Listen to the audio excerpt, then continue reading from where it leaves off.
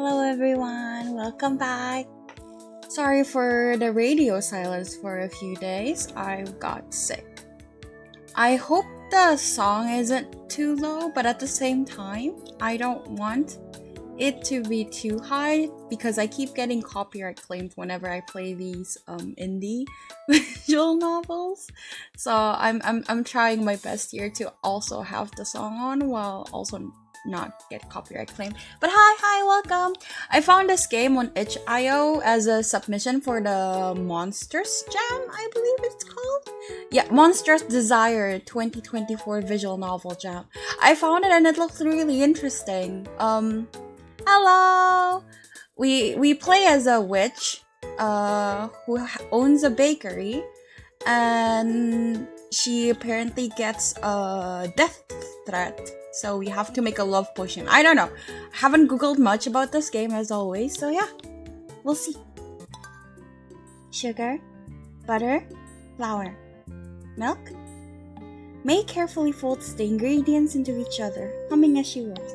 I really like the art. It's pretty. Her body sways with her hands, her mind focusing on one thing and one thing only. Make the perfect croissants. Just a sprinkle of feta and voila! Placing the tray of raw pastries into the oven, she removes her apron and quickly wipes her powdered hands on it before putting it away. Alright, who's Vike? She coos towards— oh, the oven has a name! She coos towards her oven, beckoning with a small log. Last batch for the day. A small sentient flame slips out from under it, its large beady eyes glaring up at her with annoyance. I'm sorry, buddy. I know. This is the last one though, promise. May smiles pitifully as she tosses the log straight towards it. The elemental being begrudgingly gnaws on it before slipping back under the oven. It gives me Calcifer from Howl's Moving Castle vibes. The croissants quickly start to bake, puffing up and transforming into a toasty golden hue. Within seconds, the oven pops open with a ding. A warm, buttery smell fills the bakery, making May grin in delight. Great as always, thank you, White. With her mittens on, May carefully extracts the tray from the oven and sets it on her countertop. She glances up towards the clock on the far wall, its hands pointing to 11:57 p.m. Miss Miller should be here any second. As if on cue, the front door of the bakery opens with a familiar chime. In runs a disheveled woman in her mid-30s, holding a tiny toddler in one arm. Hey, goodness, thank you so much for taking an order this late at night. My mother-in-law just wouldn't stop badgering me about it. May chuckles as she places the fresh croissant into a baggie. It's no problem, Miss Miller. I even baked a little extra for you to eat on the road. Miss Miller beams, clutching the bag of croissants as if they were a treasure. The little toddler in her arms squirms and reaches for the pastries. How cute! Thank you again, dear. You don't know how much this means to me. Oh, I do. You'd be surprised how many in-law horror stories I hear. Just try going through it. Any plans of settling down yet, dear? You aren't getting any younger. That is so rude! You can't just— we gave her extra croissants and immediately she went like that? That's not okay. A nervous giggle escapes May's lips. She fidgets with the hem of her skirt and darts her eyes across the room. Who, me? I'm just a little too busy right now. I don't think a partner would be that smart right now. Well, I can't judge that. Sometimes I wish I enjoyed my youth more too. Smiling, Miss Miller takes a small bite of the spare croissant, her eyes widening in delight. I swear your treats are like heaven in a bite. I must ask, what's your secret? Well, it's just a lot of love and a teensy touch of magic. Miss Miller chuckles as May walks her out of the bakery. They pause under the glow of the flickering street lamps. I thought for a second my mic was off. Good thing it wasn't. They pause under the glow of the flickering street lamps, the cool night air carrying a faint whiff of dew from the nearby forest. Alright, I get it. A mastery needs their secrets. I should get home before the little one starts to lose it. He tends to throw a tantrum when he gets restless. The toddler in her arms let out a protesting whine as if to prove her right. Of course, stay safe on your way home. May waves the two off as they walk down the dimly lit street. And with that, the bakery falls back into silence. The faint hum of the oven is the only sound that fills the air, along with the soft ticking of the clock on the far wall. May takes a moment to breathe, enjoying her moment of peace. As she turns around to clean up the tables, something catches her eye. In the corner, hidden amongst the shadows, something shines. Curious, she walks over and picks up the small object, holding it towards the kitchen's light. It's a single glossy black crow feather with light traces of magic. May runs her fingers over the silky soft vein, mesmerized by its beauty. But there's something more to it, something that sets her nerves on edge. The feather seems familiar? Wait, this is... It takes her a moment to recognize it, but when she does, her eyes widen. She's heard of this exact feather before. It's one of Songmin's. I haven't consumed enough Korean media to know how to exactly pronounce that, so sorry if I'm wrong. Songmin, I think? A renowned and feared monster hunter. They're known for leaving behind a single black feather as a warning of impending doom. As the realization sinks in, May's grip on the feather tightens. Her heart pounds in her chest as she puts together the pieces. If Songmin left this, then that means... She glances towards the clock. 24 hours. That's all the time she has left. No, I am not dying. Without wasting a single second, May races towards the front door of the bakery, locking it securely. Once that's done, she quickly dashes through the kitchen and locates a locked room tucked away in the back. Pretty! Oh my god, so pretty. Fumbling with the key in her pocket, she unlocks the door and practically dives into the room, slamming it shut behind her. Soft candlelight flickers from the dark wood walls, and the air is filled with the scents of strange herbs and spices. Shelves line the room, stocked with neatly lined bottles, each holding a different liquid or ingredient. In the center of the room is a large iron cauldron, its surface scarred with scorch marks from past experiments. Below it laid an old leather-bound book. Its pages were yellowed and stained, the edges fading and scratched with age. May rushes to it, almost tripping over the mess on the floor as she does. With her heart racing, she frantically flips through the pages of the book, her mind whirling with the desperation to find something, anything that could help her. Protection spell? No, unreliable. Invisibility potion? Too obvious. And then she reaches a page, a recipe written in faded ink halfway down the page. A love potion. May's frenzied pink fingers pause, her breath catching in her throat. Right, a love potion. That'll stop him for good. Let's see what I need. She quickly scans through the list of ingredients listed. Rose petals check, siren tears check, honey check, strawberries check. She pauses, her heart sinking as she reaches the final word. Any part of a monster, not check. Her shoulders slump as she takes a deep breath. I knew I should have restocked. Where am I supposed to get parts in such a short time? She bites her lips as she looks up, her mind racing for alternatives. Time was crucial. The answer, as much as she doesn't like it, becomes clear. The nearby forest. With her mind set, she leaves the potion room and slips back into the bakery, making sure to lock the door after herself. I didn't think I'd be getting hands-on today, but if I really have no other choice... May looks around once more, her eyes flicking to the shadows for any sign of Songmin. Seeing nothing, she squares her shoulders and slips out through the bakery's back door.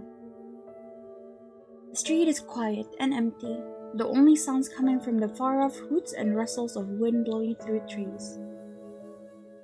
Wandering deep into the woods, May finds herself at an intersection. Two distinct paths stretched out before her, each shrouded in thick brush and shadows. All right, let's see if I remember this right. These paths leads to someone who can help me. She pauses, biting her lips as she contemplates. The real question now is, who the heck should I ask? There's Hannah, a mad scientist ghost. Ooh, I love mad scientists. She's heard of her obsession with experiments. She'll probably be the easiest to ask. Next is Danehart, the leader of the local werewolf pack. They're known for being highly aggressive and hard to get a hold of. Maybe if I beg, they'll say yes?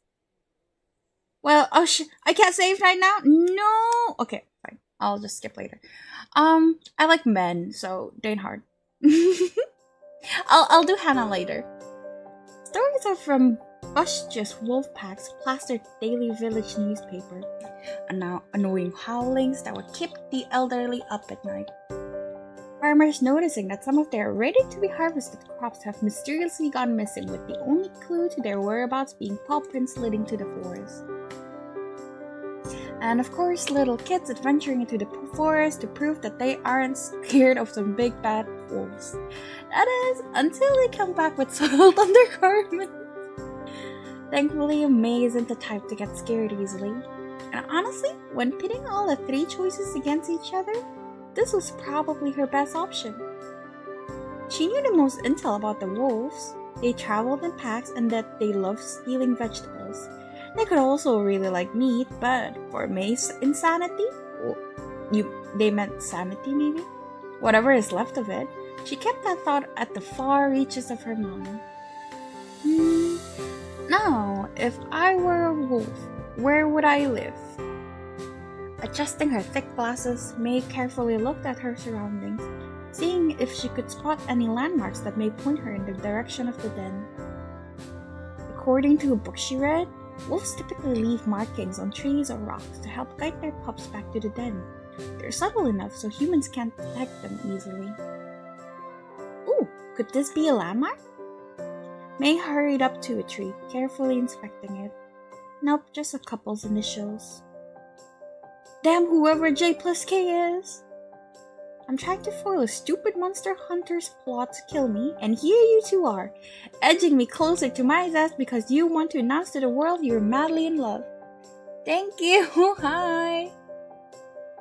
Letting out a heavy sigh, May keeps walking, passing by the tree but not before giving it a soft kick, quietly whispering J and K a very terrible breakup.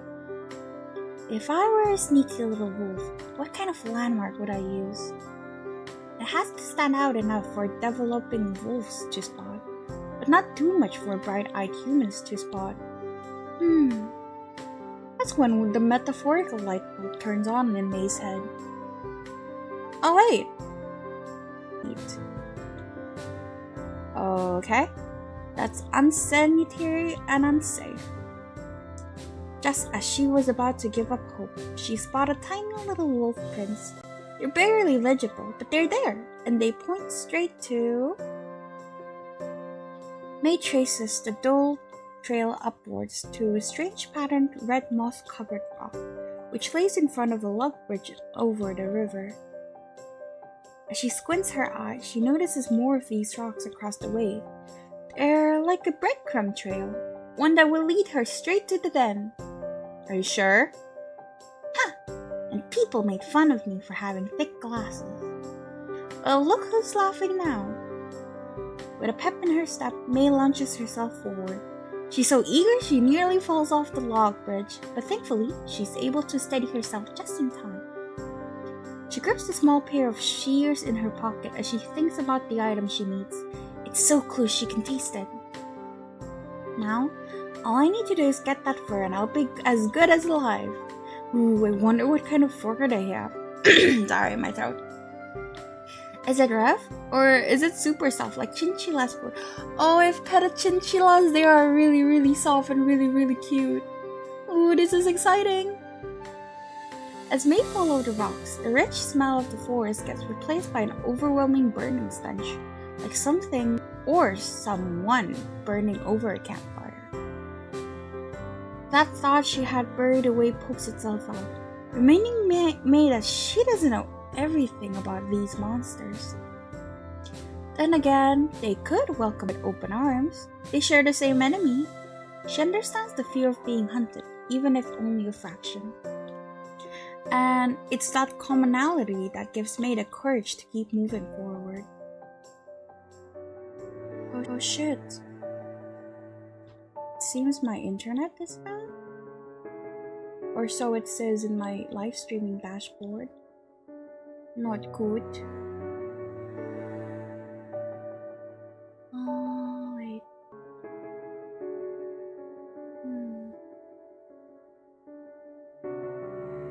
It's weird.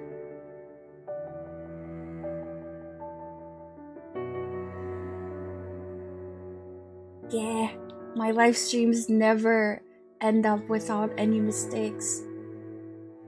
It says I have no internet, which is weird because I definitely have internet.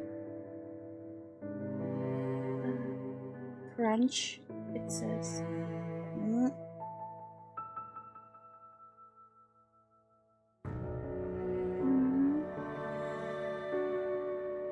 Her bravery lasts only for a second as she hears the soft crunching of grass behind her. It's a sound most wouldn't catch.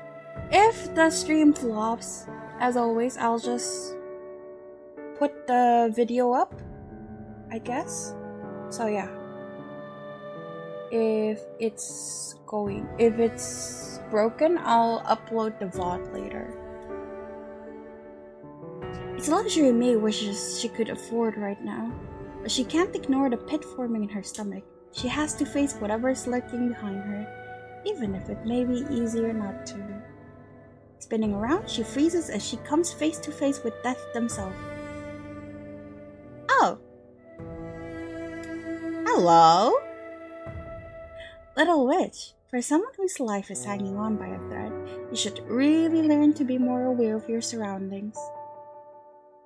With a cocky little grin gracing their lips, her hunter takes a step forward, leaning in close. Otherwise, you'd be as good as dead. But I suppose your carelessness has its ups. After all, you brought me here. Their long fingers trace her face, from her cheek down to her chin. You know, I've been looking for this place for quite some time. It's a little annoying that someone of your caliber was able to deduce the wolf's location first, but I'll take it. With their thumb, they tilt May's chin upward so her eyes meet theirs. Their dangerous gaze sends a chill down her spine. So thank you, May. Her heart was beating a mile a minute, sounding off like the village alarm during a storm.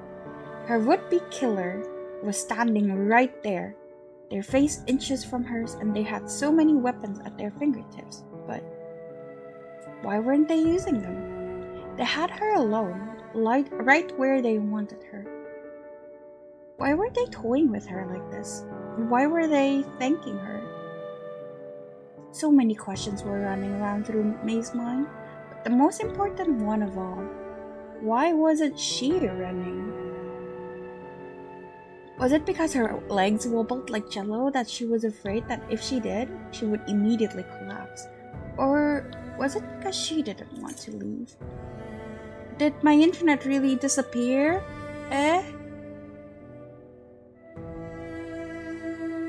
Hold up. I am very afraid. Okay, it's good. Oh, okay.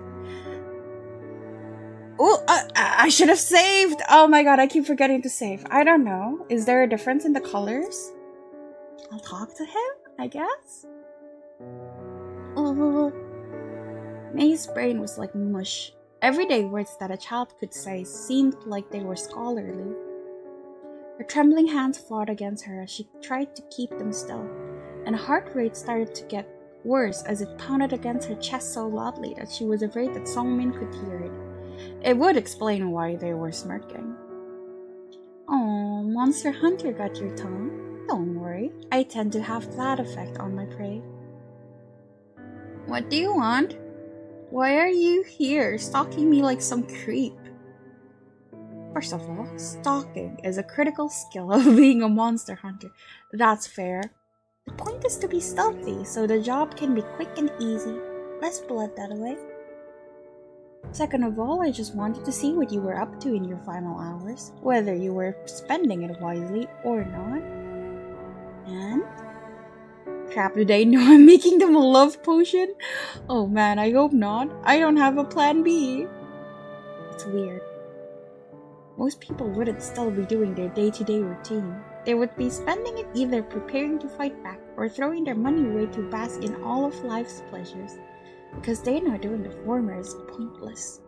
The brooding hunter leans even closer to May's face, hoping that peering into her soul would help them find the missing piece to the puzzle. What are you up to, May? I can't let them know about the potion, let alone hint at it. Have to play it cool. But I need to get out of here, and I think I know how. Well, so mean. Despite her trembling demeanor, May's voice stays calm and quiet. You'll quickly learn that I'm not like most people. Oh? How so? She leans in closely, making sure that her and the hunter's lips are inches apart. She swears she can see their cheeks take on an almost missable red tint. Oh, whoa, we can date the hunter? I didn't know that. Okay. What are you... Their shaky voice gives her the confirmation that she needs to know they're in the palm of her hand. She takes this chance to strike. Take this! With all her strength, May stomped on Sungmin's foot as hard as she could because she only had so much time to collect that precious ingredient for her love potion, and because she couldn't waste a minute more with the stone-faced fool. Ah! With an opening finally being presented to her, May bolts off, but not before saying a few parting words. See ya, sucker! Sucker? Oh, you're going to regret that, you stupid little witch. Not if I brew that potion in time. Heh. Everything around May was a blur as she ran into the sanctuary, not worried about what was ahead, but what loomed behind her. No matter how badly her legs or lungs screamed at her to stop, she had to keep going because if she took even a moment's respite, she knew she was going to be met with that hunter's blade and that their merciful promise of ending her life in a day's time would be broken. Once I find those wolves, I should be safe. There's no way a single monster hunter would even dare to take on a ferocious pack of wolves. They're not that dumb. But what am I going to do once I meet them? Aren't I just as threatening to them as Songmin would be? No, I don't have a bunch of knives on me. I'm just a cute little witch with some spunk. No way a bunch of wolves would be scared of me. Before the cute, non-threatening witch could finish her thought, a dark blur spawns out from the corner of her eye, rushing up to her side. Huh? They've already caught up to me? Crap, crap, crap. May picked up her pace, but the being only ran faster until they got ahead of her and pounced, right on top of May. Ah! Her body collided hard with the ground, in particular her head, which made a startling loud thump. Dazed and possibly concussed, she looked up at who was on top of her, and it wasn't Songmin. Ooh, hello. Who are you and what are you doing here? May's vision clears a bit as she sees that her captor is a very well-built individual whose sweaty abs gleamed under the moonlight. I see how it is. Although their long dark bangs obscured most of their face, the witch is able to make out her captor's sharp teeth, piercing red eyes and old scars. And poking right out of the top of their hood is a pair of fluffy black ears. What the? So many of this individual's characteristics pointed to one thing, a wolf. But then, why do they look so human? Weren't wolves supposed to be fluffy? Incapable of speech? And most importantly, why is this one wearing clothes? Answer Danehart, intruder. So cute, look at you, he's a fluffy baby. As the seriousness in their voice grows, so too does the tightness on May's wrist. If she isn't careful, she may be walking out of here with both of her wrists broken. And how would she be able to conjure up potions that way? She might as well be dead. And she will be if that ends up happening. Letting out a shaky breath, she finally speaks. May, I'm May. May, state your purpose for stepping foot into Danehart's pack's den, or else. Oh fuck, I keep forgetting to save. Go. Fine. Running from a monster hunter, would that get me killed? Yeah, fuck it. I mean, it's not a lie, it's only just half the truth. I was running away from a monster hunter who I'm pretty sure will put my head on a spike in the next 24 hours. They found out I'm a witch and sent me a feather with tracking magic on it as a warning. So I'm out here hoping to maybe not die, but as it would turn out, the bastard was swallowing me. That's why I ran in here, because I knew I would be safe, at least for a little while. Dane quickly quirks an eyebrow at the witch.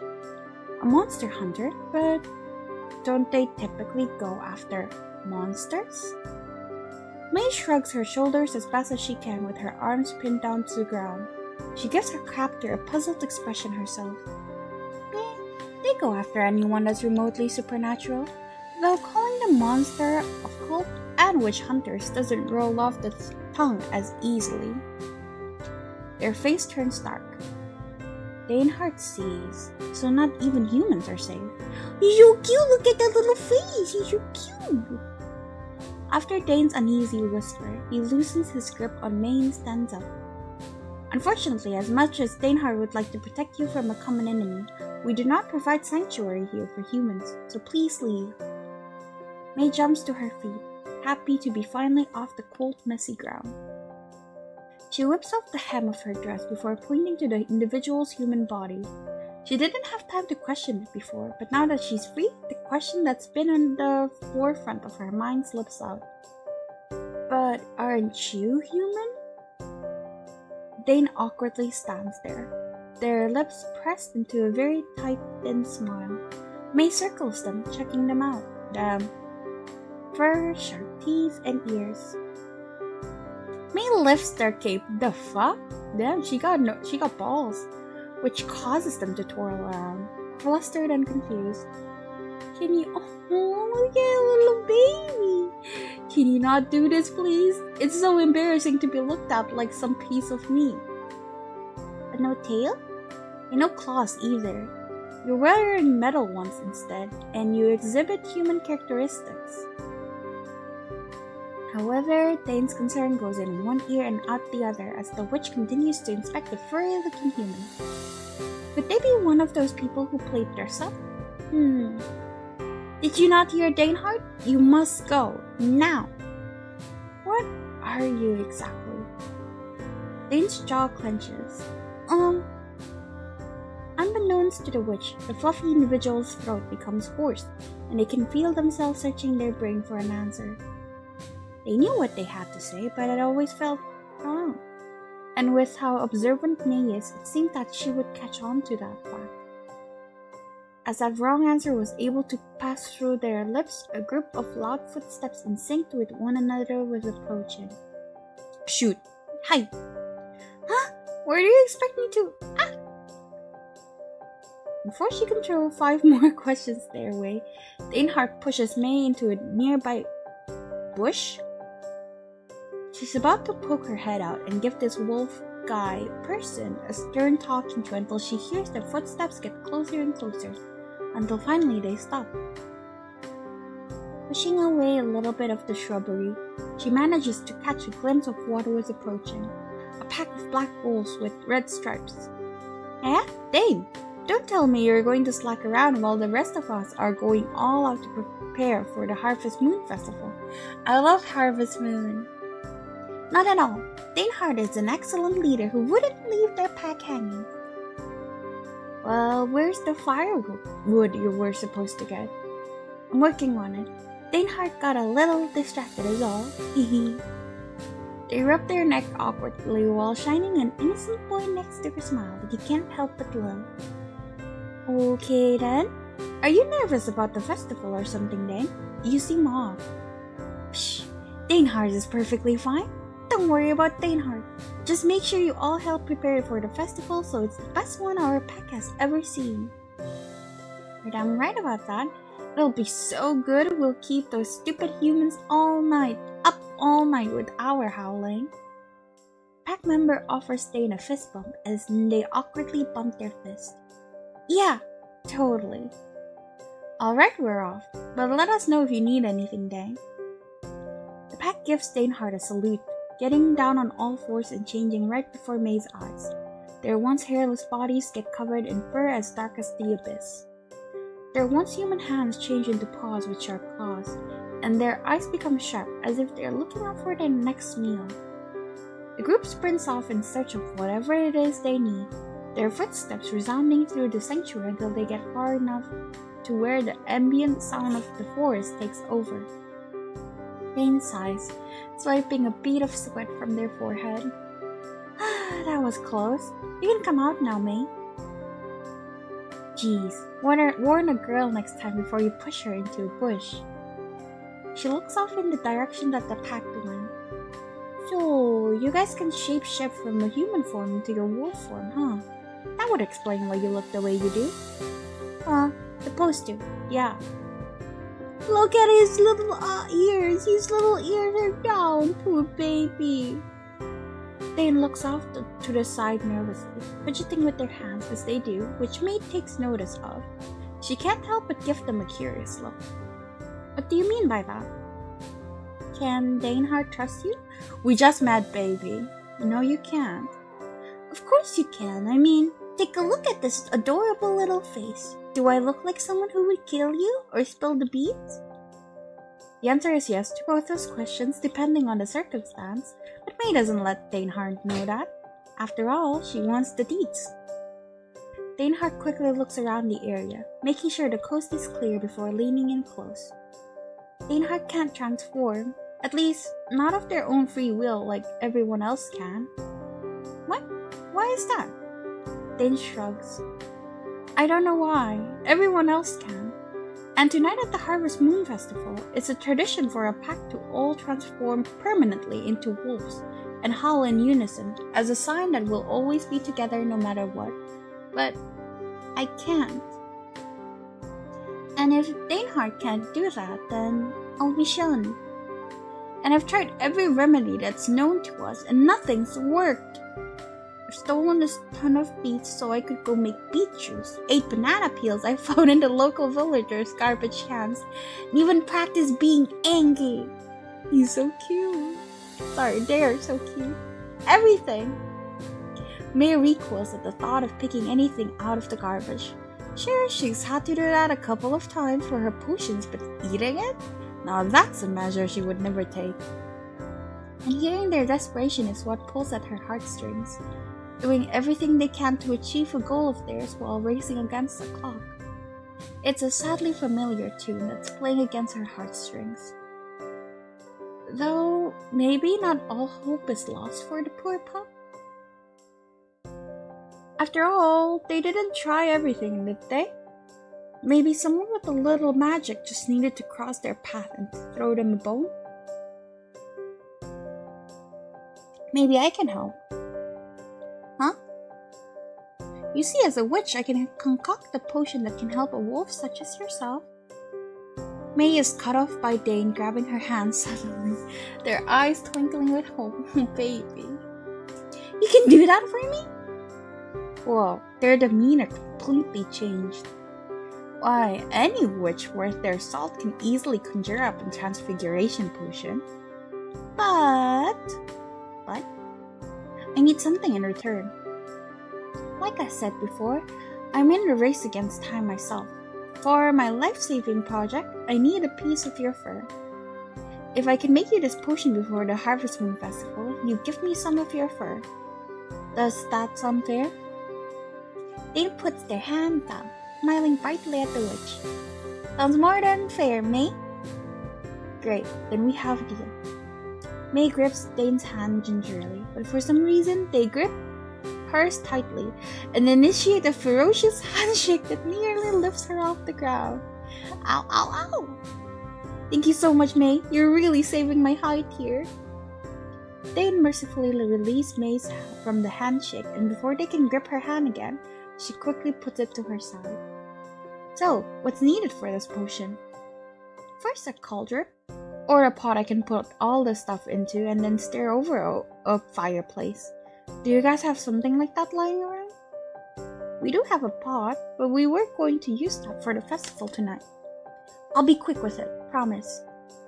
Okay, what else do we need? 4 ingredients: a moral mushroom, river water, a red flower called an amaryllis, and a drop of wolf's blood. We know where to get the blood from. She points at Dainhard. We'll save that one for last. As for the rest, we should be able to find all of those somewhere in this forest. Keyword being somewhere. Though May knows the location of her ingredients, she typically buys them from a store or pay adventurers to do the dirty work for her. Saves her a lot of stress and lets her keep up the appearance of being a baker. Okay, that doesn't sound too bad. Do you have a preference on where to go first? Let's just start from the top. Find a moral mushroom. May pumps a fist into the air.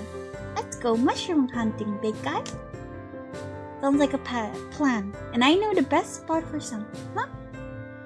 I'll just save because I keep missing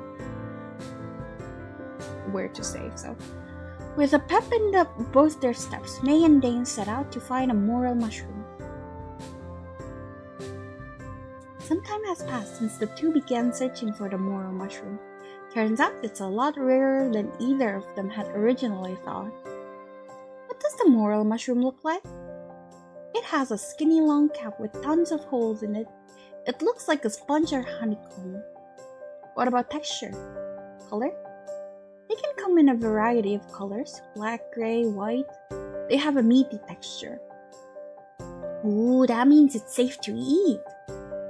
I wouldn't go plucking one out of the ground and eating it straight up. You might be a wolf, but you're still in your human form, so you're more susceptible to toxins. Oh boy, look at his little ears. Oh my god, he's so cute. They're so cute. I keep forgetting. My bad, because I thought I could have sworn I saw on the website that they're a he, but I guess I was wrong. Yeah, it is a him. Help him find a way to turn him back into a wolf. So I guess they changed the pronouns.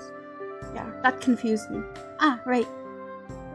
Dane keeps their eyes on the ground, though May isn't sure if it's to look for the mushroom or to avoid looking at her and confronting what she just said. The awkward silence nips at her like a pesky little mosquito. In an attempt to swat it away, May tries to stir up a conversation. Do you mind if I ask you a question? No? Go ahead. I am curious about the pack leader thing. How did you become a pack leader? Is that something that's voted on, or is it a birthright, or... Well, it used to be a birthright thing. Our parents would fight over who has the right to be leader. But nowadays it's decided through a series of trials to test if you're worthy. They're all mostly testing your mental fortitude and to see if you can be selfless in the face of mortal danger. That sounds intense.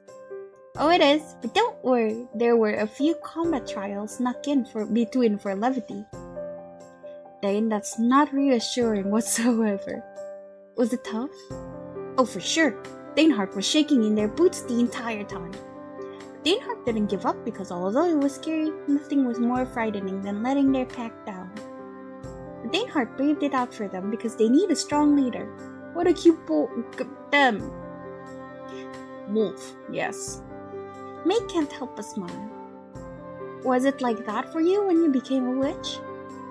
The witch adjusts her glasses, thinking back to her youth when her father would teach her the ways of witchcraft in the basement. He showed her various recipes, gave her books to study, and taught her how to properly make potions. She remembers her father gingerly guiding her hands when pouring ingredients into the cauldron.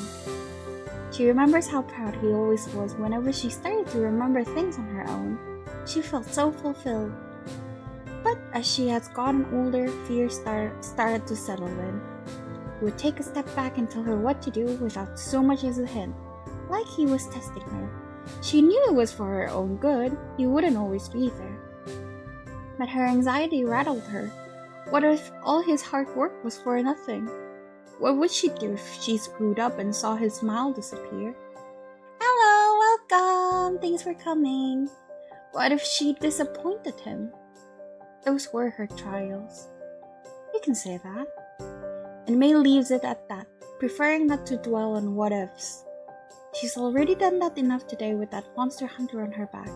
The last thing she needs is more added pressure of disappointing her father if she were to fail this trial. So she's in a trial right now? As their conversation dies down, May can't help but glance over at Danehart, who's carefully inspecting the floor. Their wolf ears are lowered down, and every now and again they sniff the air in hopes of pinpointing the mushroom. She couldn't help but chuckle. They looked so focused. It's kind of adorable. Dane's ears perk up, and suddenly they bend down and pluck a familiar-looking mushroom out of the ground. Is this what we're looking for, May? Yes, good job finding it, Dane. Oh, what a good wolfie. Let's see. A light red hue colors the wolf's cheeks, and they smile sheepishly at May. She plucks the mushroom out of their hand and gets down on the ground as well. Let's grab a couple more and then we should be good to move on to the next ingredient. They began picking some more morel mushrooms. Hey May, can Danehart ask you something? Sure, what's up? After our conversation earlier, you made Danehart curious. What is it like living in the village?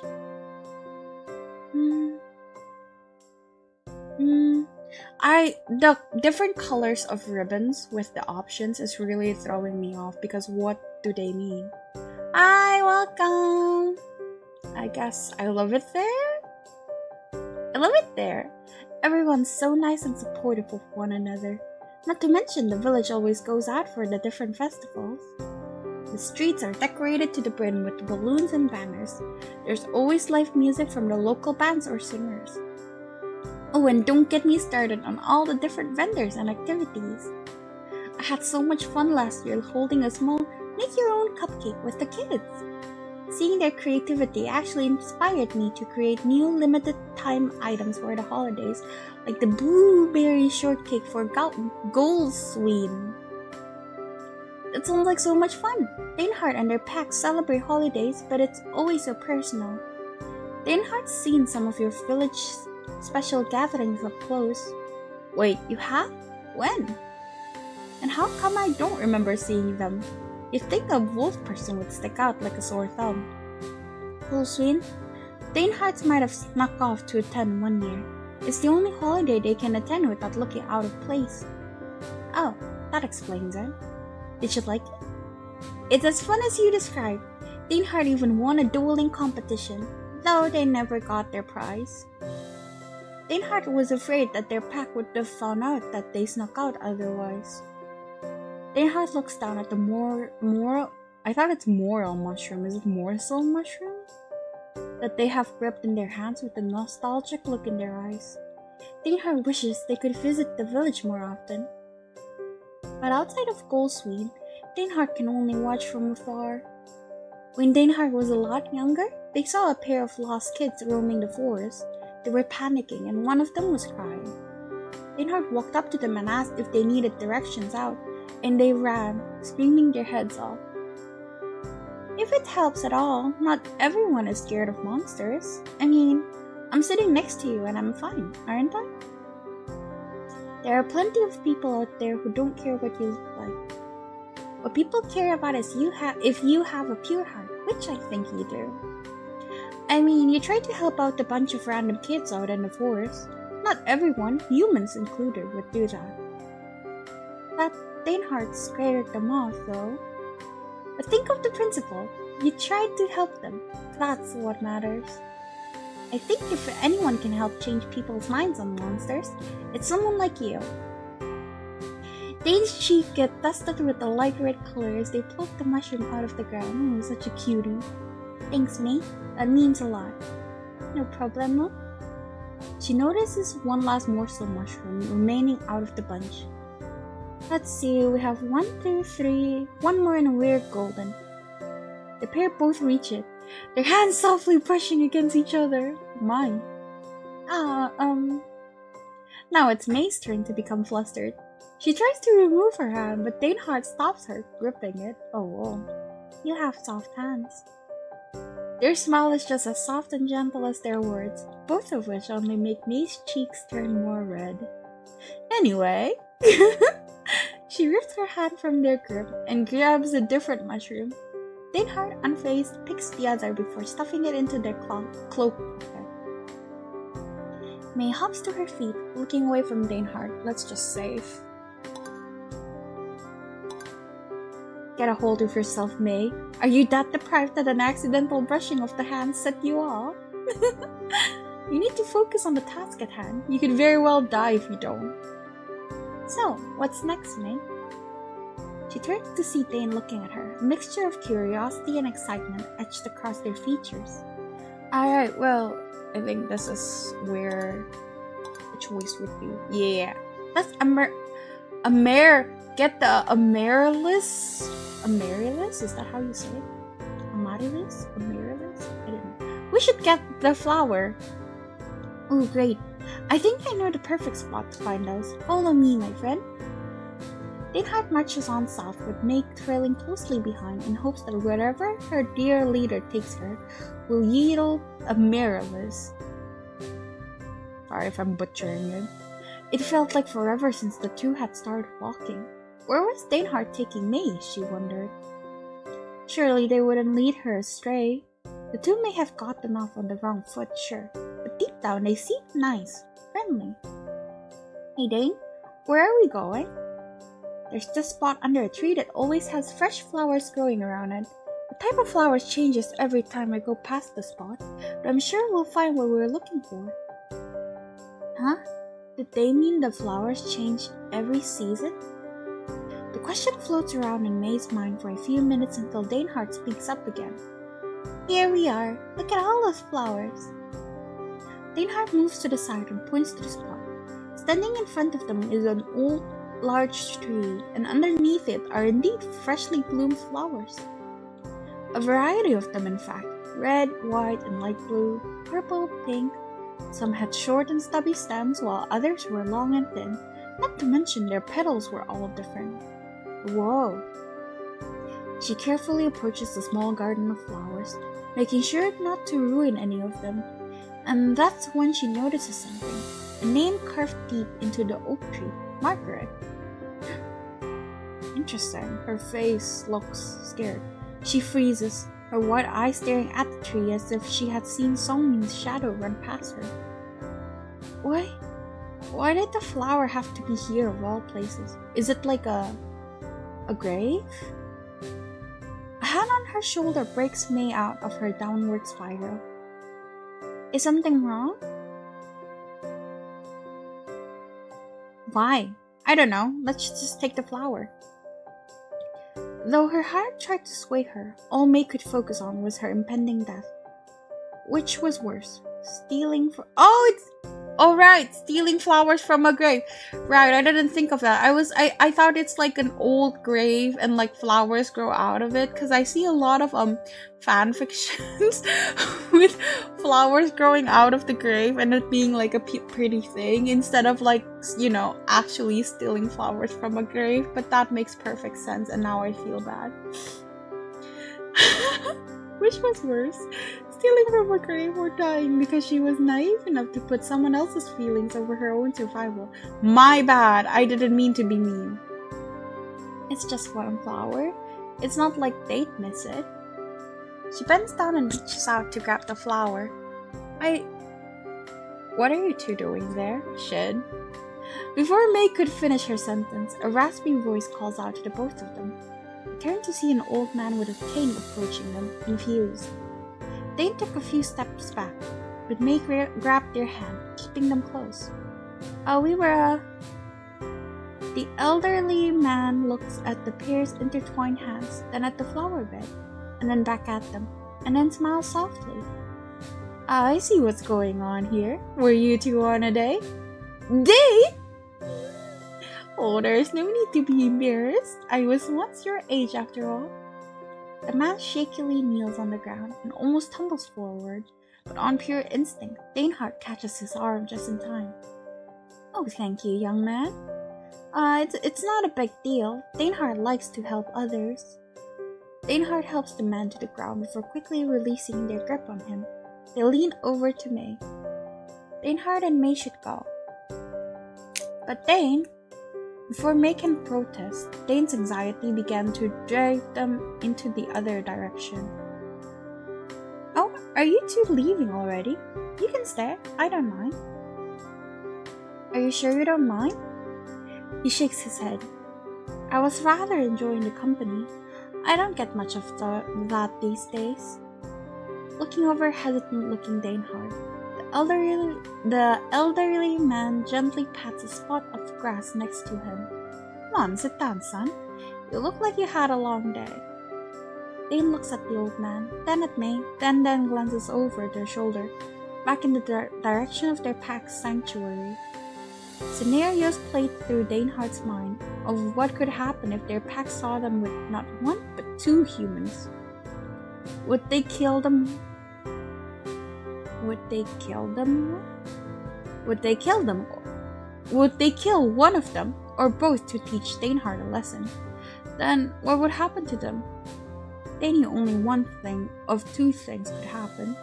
They would also die or be exiled, and the lonely half-human, half-wolf wasn't sure which was better.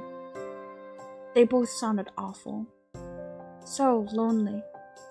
Their eyes stayed glued in that direction until a gentle voice breaks them out of their trance. Dane, it's okay. They aren't sure what it was about May that broke them out of their anxiety-induced spell. Perhaps it was her comforting smile? Or maybe it's her sweet cinnamon scent that reminded them of all those human desserts they stole that would always cheer them up on a bad day. How cute. Could have been her voice so gentle that it could lull even insomniacs to sleep. Whatever it was, it reassured Dainhard that everyone was going to be okay. And that's how they found themselves sitting between May and the old man. The bespectacled witch looks up at the tree. So, Margaret? The topic was unavoidable. She was my doting wife. She passed away 5 years ago.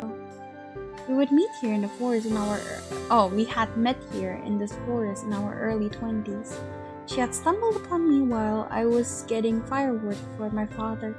She was out here getting flowers. A nostalgic chuckle escaped between his thin lips. As you can tell, she loved them. Not more than me, of course, but they were definitely a close second. He nudges Dainhard, hoping to get a laugh out of them, but they stay silent, still unsure of what to make of all this. She sounds wonderful, and it seemed like she had excellent taste in both the partner and flowers. Oh, you flatter me, young lady. He looks down at the flowers surrounding all three of them. You know, I never understood the beauty in flowers until I met Margaret. I reduced them to just gifts you would give to win over someone's affection. Nothing more, but nothing less. He points to a white flower with a purple center. For example, that's a phlox. It's the first flower she ever gave me. You want to know what it means? What? Commitment and the unifying of souls.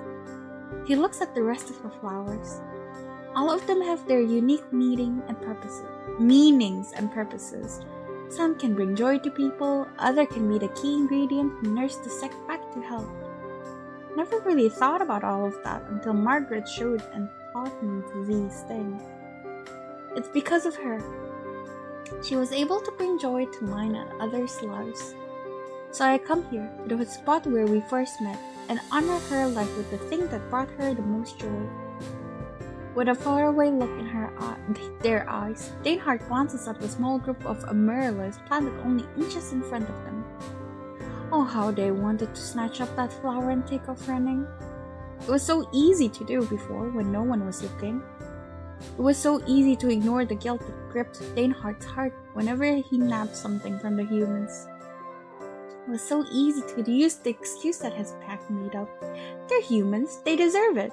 They've hunted monsters for centuries. Killing or scaring them off is nothing compared to what they've done to us.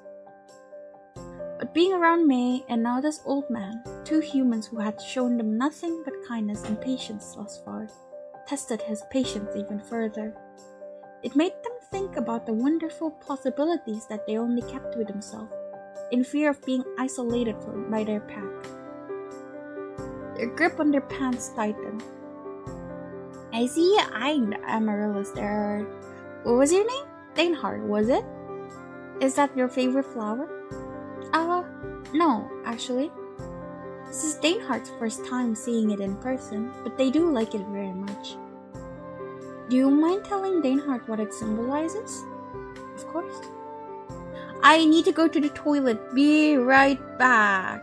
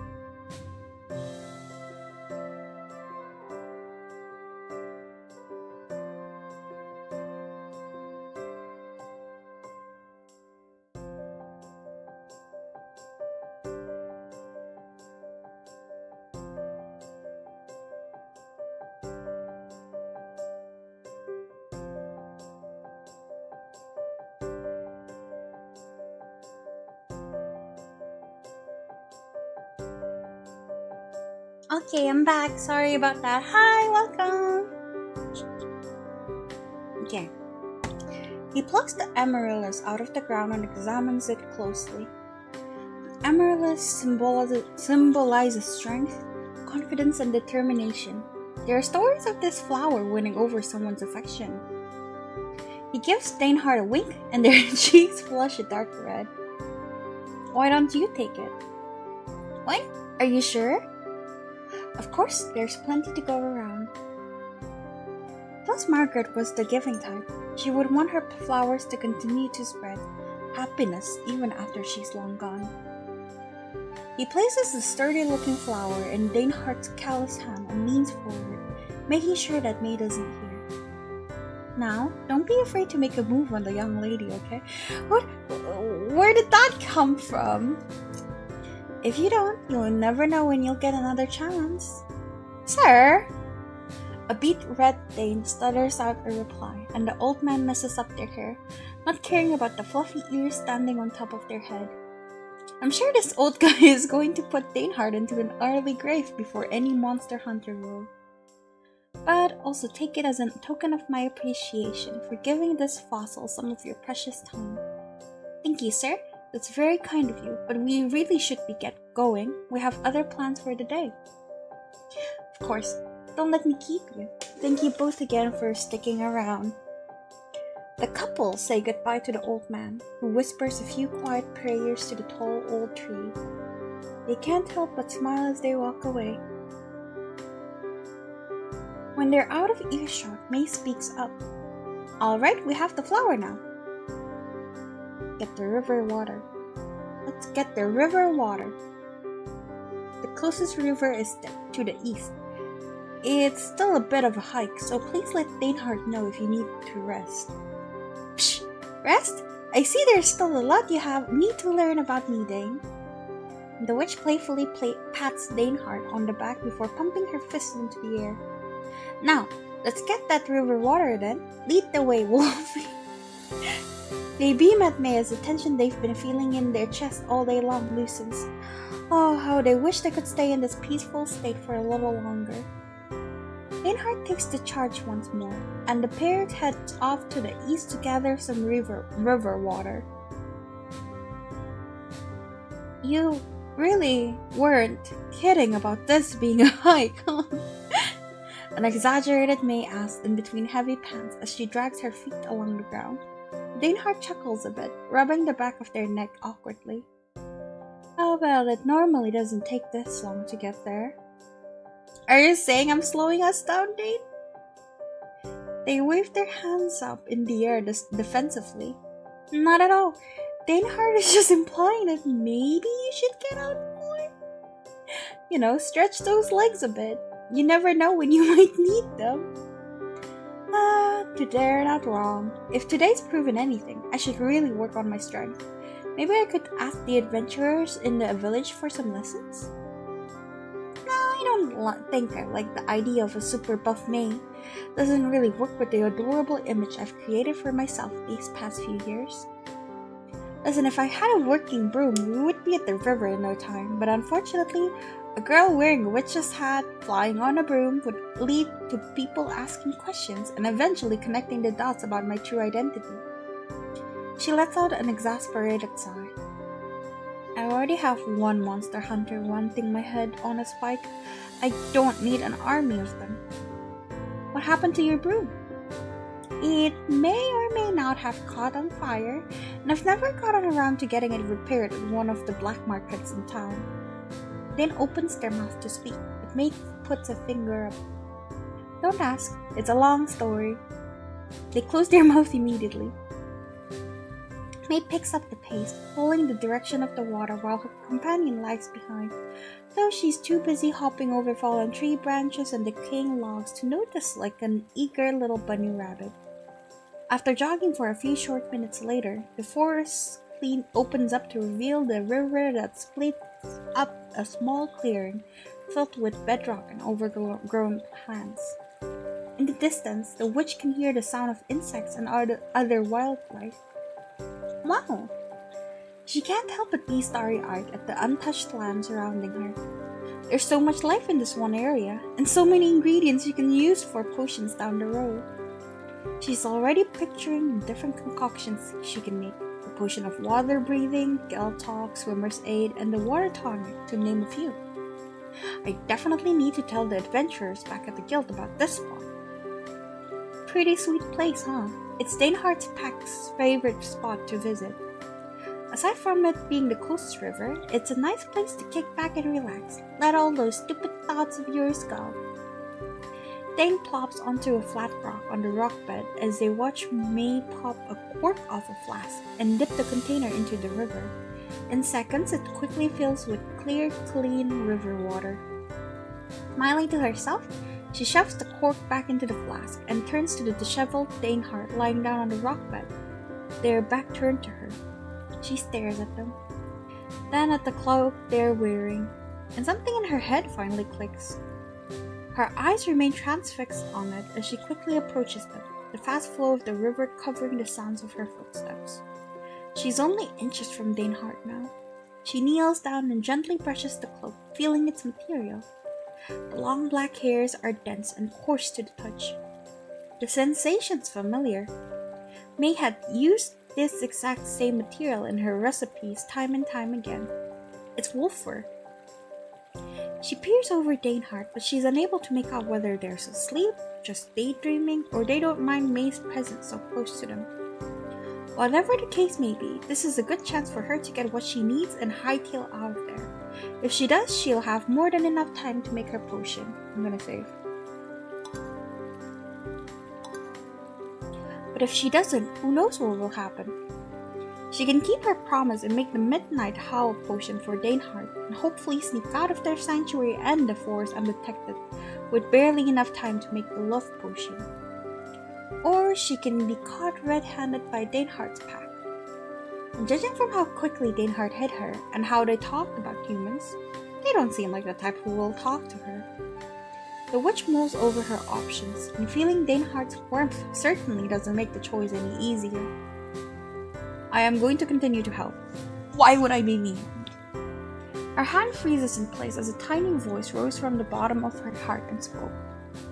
What am I even thinking? Stealing their fur? Really, May? Are you that cruel of a person to stoop that low that you would abandon someone in their time of need? She shakes her head and sighs. She stares at their back a little longer, taking in the uncomfortably quiet scene laid out before her. Then she sits down next to Danehart, her hand continuing to gently rub their back, not so she can grab their fur and run, but so she can continue to feel their warmth and they can feel hers. You okay, Dane? If you want, you can talk about it with me. It's better to let it all out than to keep it in. Talking about feelings isn't what a pack leader should do, though. Danehart has to remain. How about you forget about what Danehart should do? Focus on what Danehart wants to do. May's words linger in the air for a few seconds, until Danehart sits up and looks down at the river a few feet ahead of them. Danehart wants to live a life as both a human and a werewolf, not just one or the other. May's eyes widen.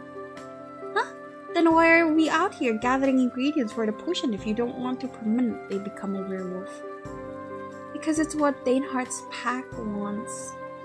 It's what's been ingrained in us all since birth. You're a werewolf, forever and always. Forget the other side that lays dormant in you, until you can abandon it forever at the Harvest Moon Festival. But Danehart never understood those words. Whenever they would watch humans from afar, they saw how kind and full of life they could be, just like wolves are. They shuddered. Anytime they saw Danehart, they would run away screaming because Danehart was a wolf. But Danehart was also one of them. They bite their bottom lip in a poor attempt to hold back their tears. Poor baby! But Danehart wasn't enough of a human for them. Just like how they aren't enough of a werewolf right now unless they forego the human side of them. If they don't, they'll be exiled for being too human. Red-hot tears stream down Danehart's face. The sight breaks May's heart into two. Why does it have to be one or the other? Why can't both sides get along, especially when Daneheart is both? Why can't Daneheart be accepted by both? They hug their legs tightly. Daneheart doesn't want to be alone, but they also don't want to live a lie. Otherwise, what's the point of even living? Dane. She places her hand on top of theirs and squeezes it gently. It's not fair. Why don't we talk to them? Huh? We can try talking to your pack. No, that won't work. Don't you remember how they talked about humans earlier, May? They despise them. There's no getting through to them. But have you even tried, Dane? You've known them all your life. They have to at least listen to you. You're not a random human trying to preach at them. You're their sibling, their brethren that they've spent their entire life with. You even said you know each other like the back of your hands. Don't you think that means something to them? Daneheart glances away, unable to meet May's determined gaze. I get that you're afraid, Dane. I can't say that I understand where you're coming from, because I don't. I don't understand the complexities of being a mixed race. I'm just a human. Memories of May's childhood with her father flashed through her mind, like vivid images inside of a crystal ball. Remnants of the past of when she was sitting on the top of her pink twin-sized bed, crying after a fiery argument with her dad. Despite her dad telling her not to rummage through his cabinets while he wasn't around, her unbridled curiosity as a kid powered over reason and logic. She snuck into his potion room while he was out running an errand in hopes of creating something super duper cool on her own so she could impress her dad. She grabbed everything and anything that caught her eye, which for a kid meant anything that looked shiny and expensive. She ended up dropping some expensive liquid ingredients kept in the glass bottles. She could remember how one of them sizzled through the wood and oak floor. Despite her best efforts, her dad found out and screamed at her. He had never done that to her before. The pain she had felt in that moment was insurmountable and too much for a young child to process. After a few hours of crying alone in her room, she remembered her bedroom door slowly creaking open, and her dad quietly whispering if he could come in. He remembered him giving her the biggest hug that he had ever given her at the time, and saying sorry repeatedly for yelling at her. And she remembered hugging him tightly back. And although there were still more fights and more tears, she and her father always made up and stuck by each other's side, because that's what a loving, supportive family should do. But what I do understand is that if your family truly loves you, they'll stick by you no matter what, and if they don't? May gently squeezes Daneheart's hand again, and they look back into her heartwarming gaze. With their crimson eyes back on her, she shines a warm, reassuring smile at them. It's so big it nearly covers her entire face. There's always going to be someone else there to look after you. You're never going to be alone. A wide-eyed Daneheart stares at me, their tear-filled eyes glimmering under the setting sun. May? Why? Because I told you that I would help you. They launched themselves forward and wrapped their muscled arms around her, embracing her in a tight hug. That's so cute, actually. Thank you, May. Wait, sorry, let me fix my mic.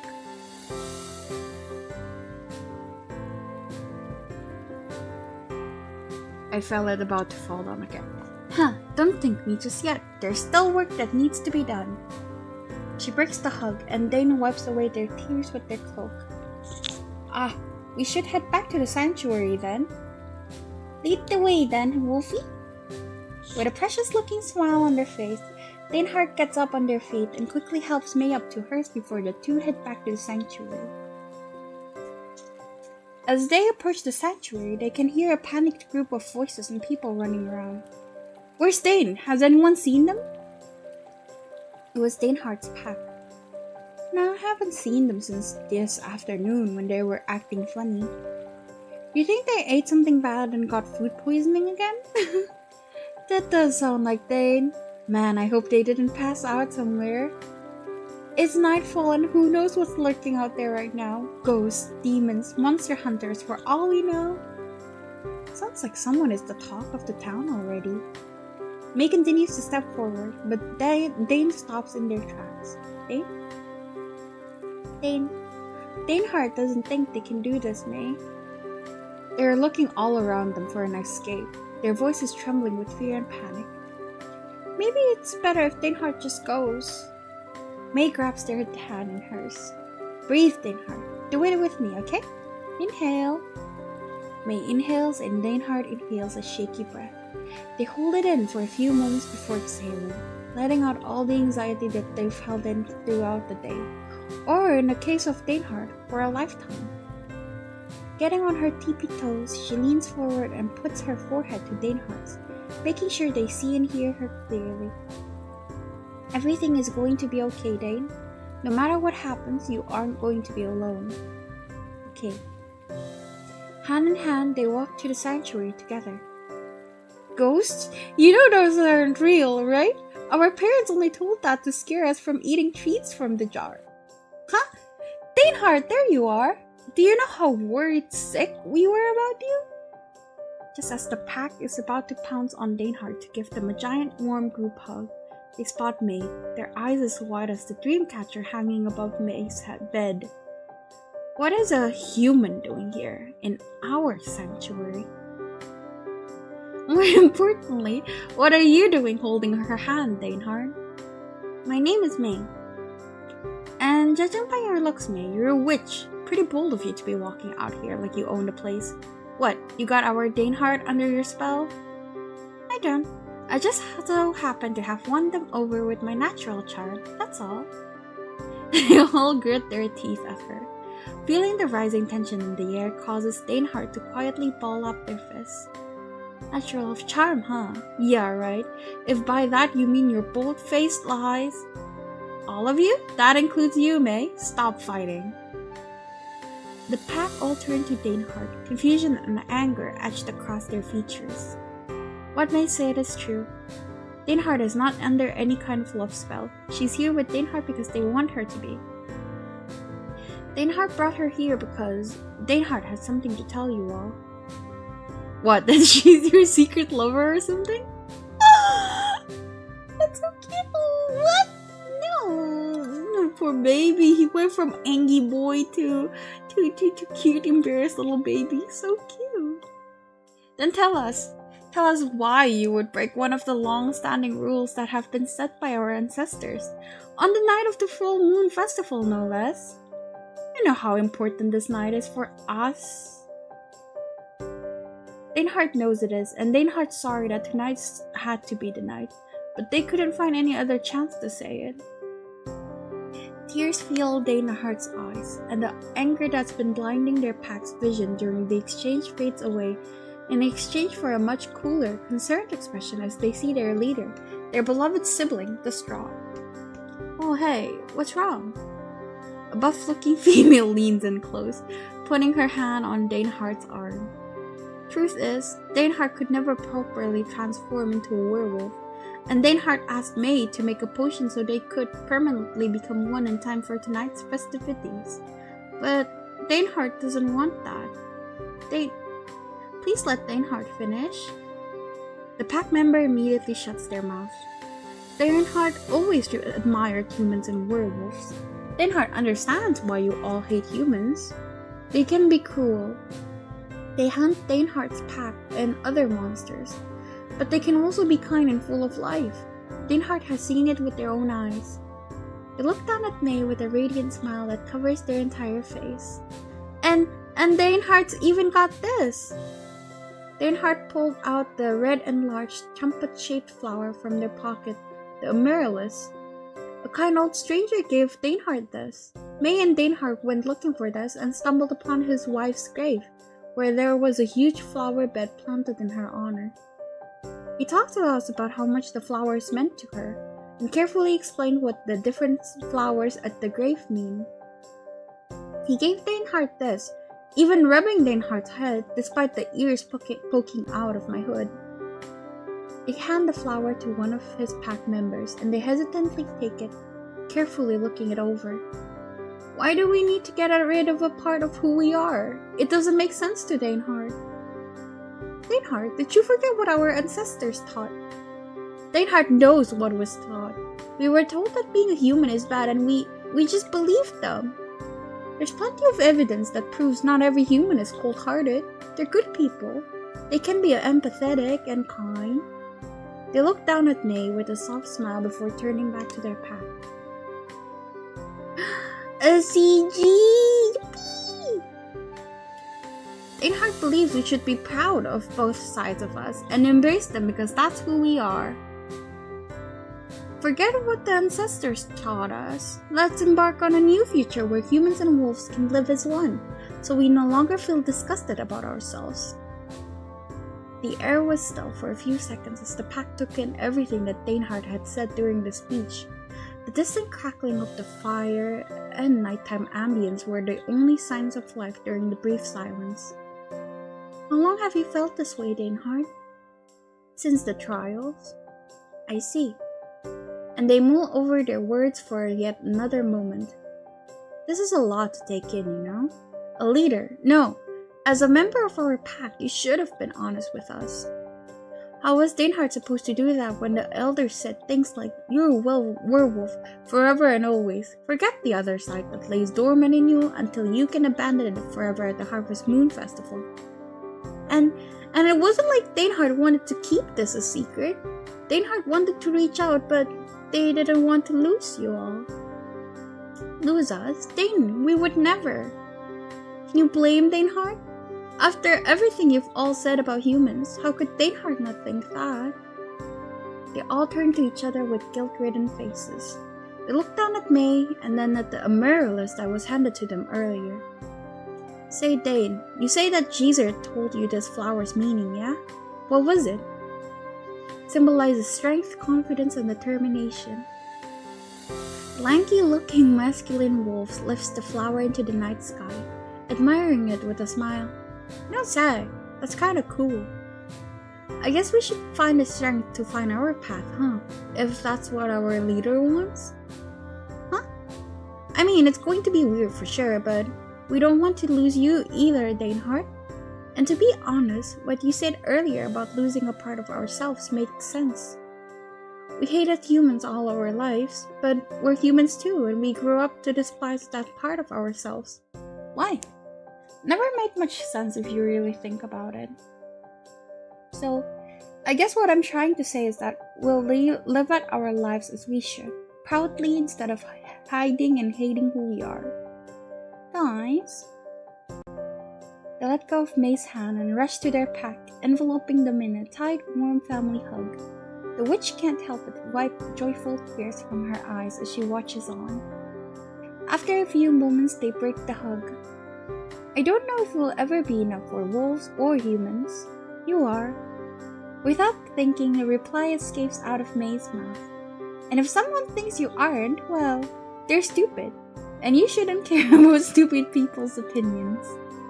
He laughs, beaming at May with an adulterated delight. I like the spunk on this one. Your girlfriend sure is a keeper. Both of their faces turn as red as a bee, but neither tried to swat away the comment. After today's events, the idea of being in a relationship sounds nice. May, was it? How would you like to stay and experience what the Full Moon Festival has to offer? We got plenty of food to go around, though, mind you, us wolves have pretty huge stomachs, so you better grab something quick. Oh, I would, but I kind of have to go back home and make a love potion so a certain monster hunter doesn't kill me tomorrow morning. Want us to kill them for you? Oh no, that's fine. I can handle some men on my own. Plus, I can't risk their family of a more experienced monster hunter finding their corpse. Imagine a family of them on my trail. I'll be forced to change names and move to a new continent. May waves goodbye and turns on her heel, but is promptly stopped by Dainhard. Wait, aren't you forgetting something? Their face briefly flashes with concern before smiling nervously at May. Here. Gently grabbing her hand, Dainhard places a bundle of black and grey wolf's fur into May's hand before enclosing her hand around it, ensuring it doesn't go anywhere. Nice. Thank you, May. Thank you for being there when Dainhard needed someone. Thank you for giving Daneheart the strength to confront their fears. Without you, a future where Daneheart could be happy wouldn't be possible. Oh, they lean forward and rub their nose against Maze. I hope to see you again soon. You will. She rushes off towards the direction of her village, determined to not only keep living, but to keep her promise to Daneheart. Okay, I'm gonna save, just in case I fuck up at the very end. It's a beautiful day outside. The birds are singing, the flowers are blooming. She can hear the outside world begin to wake up as distant voices begin to chatter about everything and anything. And inside her hidden room, alone sits the sleep-deprived witch as she stands above her cauldron, proudly smirking to herself. Finally! That's so cute. That's so pretty. I like the coloring a lot. She raises the potion into the air. It's done. Now all she needs is wait for until her soon-to-be assassin comes in and tries to make their move. Whenever that may be. God, I can feel my 6-hour energy potion starting to wear off. I hope I don't pass out right as they come in. That would suck. But of course they couldn't just give them the potion straight up. That's too obvious. Songmin isn't dumb. At least, not that dumb. If May wanted to fool them, she'd need to do it the best way she knew how, with pastries. Dumping the full container of red liquid into the mixing bowl, May got to work and stared like she had just gotten a last-minute order for a wedding. In 20 minutes, she had her deceivingly delicious-looking strawberry-based pastry in the oven. I really don't know what to make of you, May. Either you're brave, considering the stunt that you pulled yesterday, or you're an idiot for the same reasons I stated to you in the forest. I'm leaning towards the latter. It takes all of May's willpower to not roll her eyes. Keep up the act, May. You need to be your adorable little self. Otherwise, they're not going to fall for it. Can't I be both? Huh, cute. Okay, so far so good. Is that why you've come here to give me an honorable death? Because I'm cute? Forest for the trees, May. Is this a mobile game? No, it's a PC game. I don't know if it's available on mobile. I don't think so. It's available on Mac and Windows. I have the links in the description. It's free, though you can donate to the authors. So I am cute. Now, how would you like to be killed? Whoa, whoa, whoa. Hold your horses, Eye Patch. I was thinking, why can't you do me the honors of being my last ever customer? I was just in the middle of making 2 pastries for us. They raise a brow. And how do I know I can trust you? How do I know one of those isn't poison? Because it would be stupid for me to kill you. She raises her pointer finger. Number 1, look at me. Do you think tiny little me could hide a body? I break out into sweat every day lifting bags of flour. Do you honestly think I could move fast enough with your limp corpse? Then she raises her middle finger. Alright, no. She meant like the counting thing, yeah, not actual. Okay. Number 2, let's say I did manage to magically hide your body. Word would get around about your disappearance, and if I pegged you correctly, you seemed like someone who would always want to be 2 steps ahead with their foe. That would mean you'd leave notes about your most recent hunts, right? Which means everything would trace back to me. And I'll be honest, I don't have the willpower to kill off a league of monster hunters. And then she raises her ring finger. And finally, number 3. I'm sure you've built immunity to all kinds of poisons, yeah? So let's say my poison doesn't work. What then? I try to sneakily stab you? You'd just overpower me. Songmin clicks their tongue. I hate that you make sense. What? Didn't expect someone who looked cute to also be smart? I know we're a rare breed, but I promise we exist. The timer that May had set earlier dings. They're ready. Give me a second.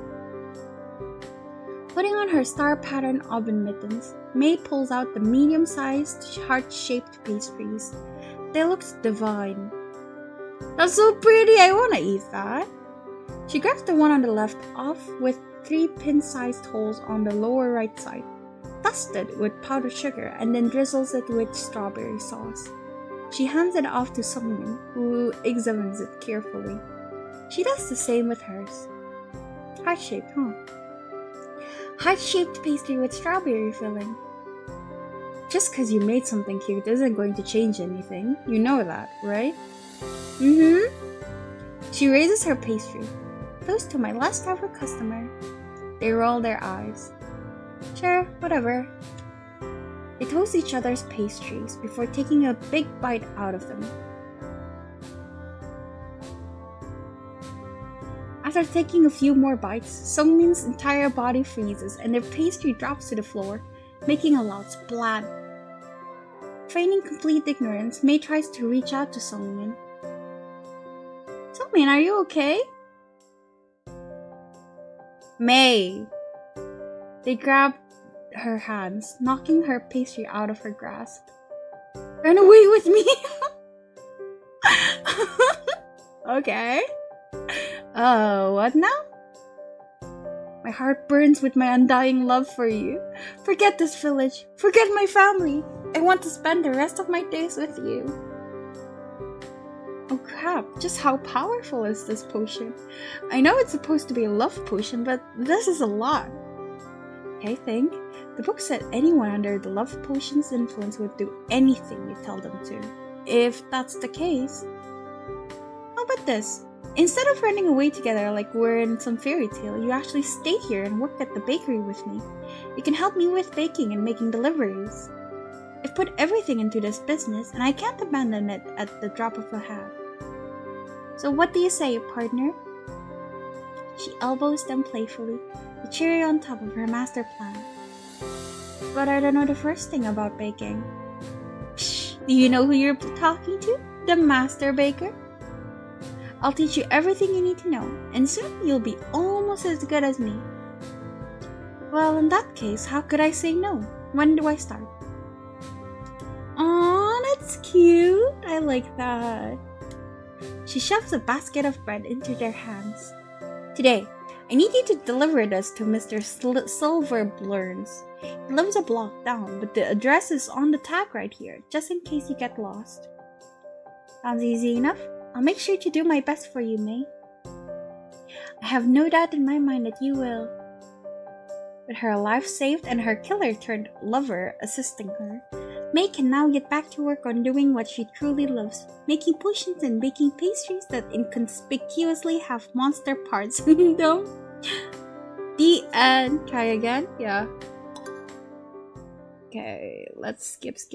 Let's do hit. Okay. Run away this time? What the hell am I still doing here? Why would I even entertain the idea of listening to my would-be murderer? I need to get out of here. Her eyes darted from one side of the forest to the other. There was only one place to go. Her eyes darted from one side of the forest to the other. Oh, the sanctuary, my bad. But how was she going to get out of the Sungmin's grasp?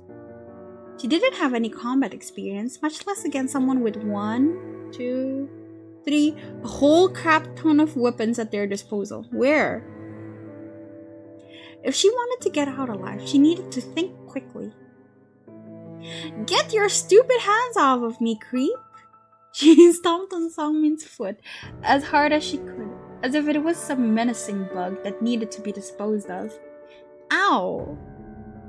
An excruciating pain shoots up Sungmin's body as they grab their throbbing foot with both hands, freeing Mei and giving her the brief window she needed to escape. Without a second thought, she runs as fast as she can. You stupid little witch, I'll have your damn head. Sungmin had experienced pain before, both mentally and physically. They thought they were ready for anything that was thrown their way.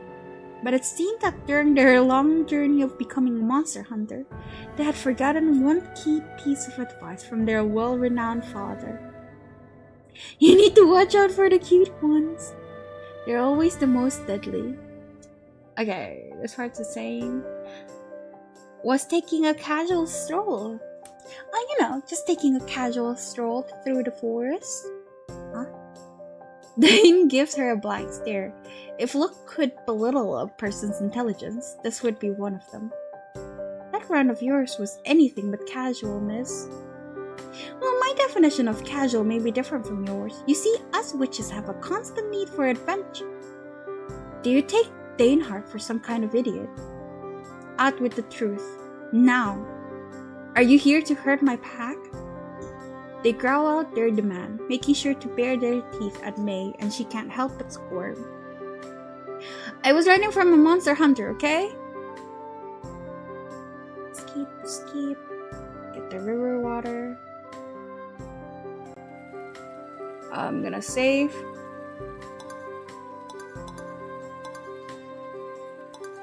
Steal the fur off Danehart's cloak.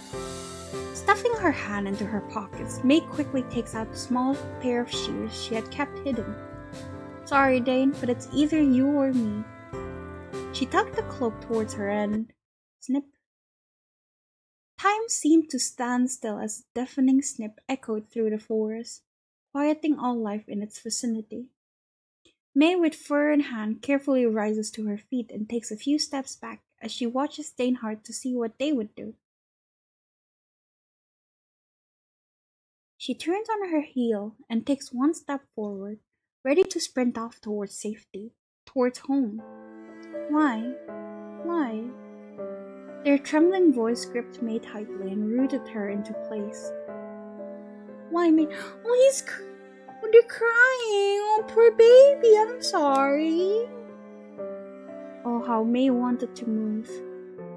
All she needed to do was tell her brain to run, and then she would be off. But how could she when their words, two simple words that oozed immense pain and sorrow, sending agonizing pangs to her heart?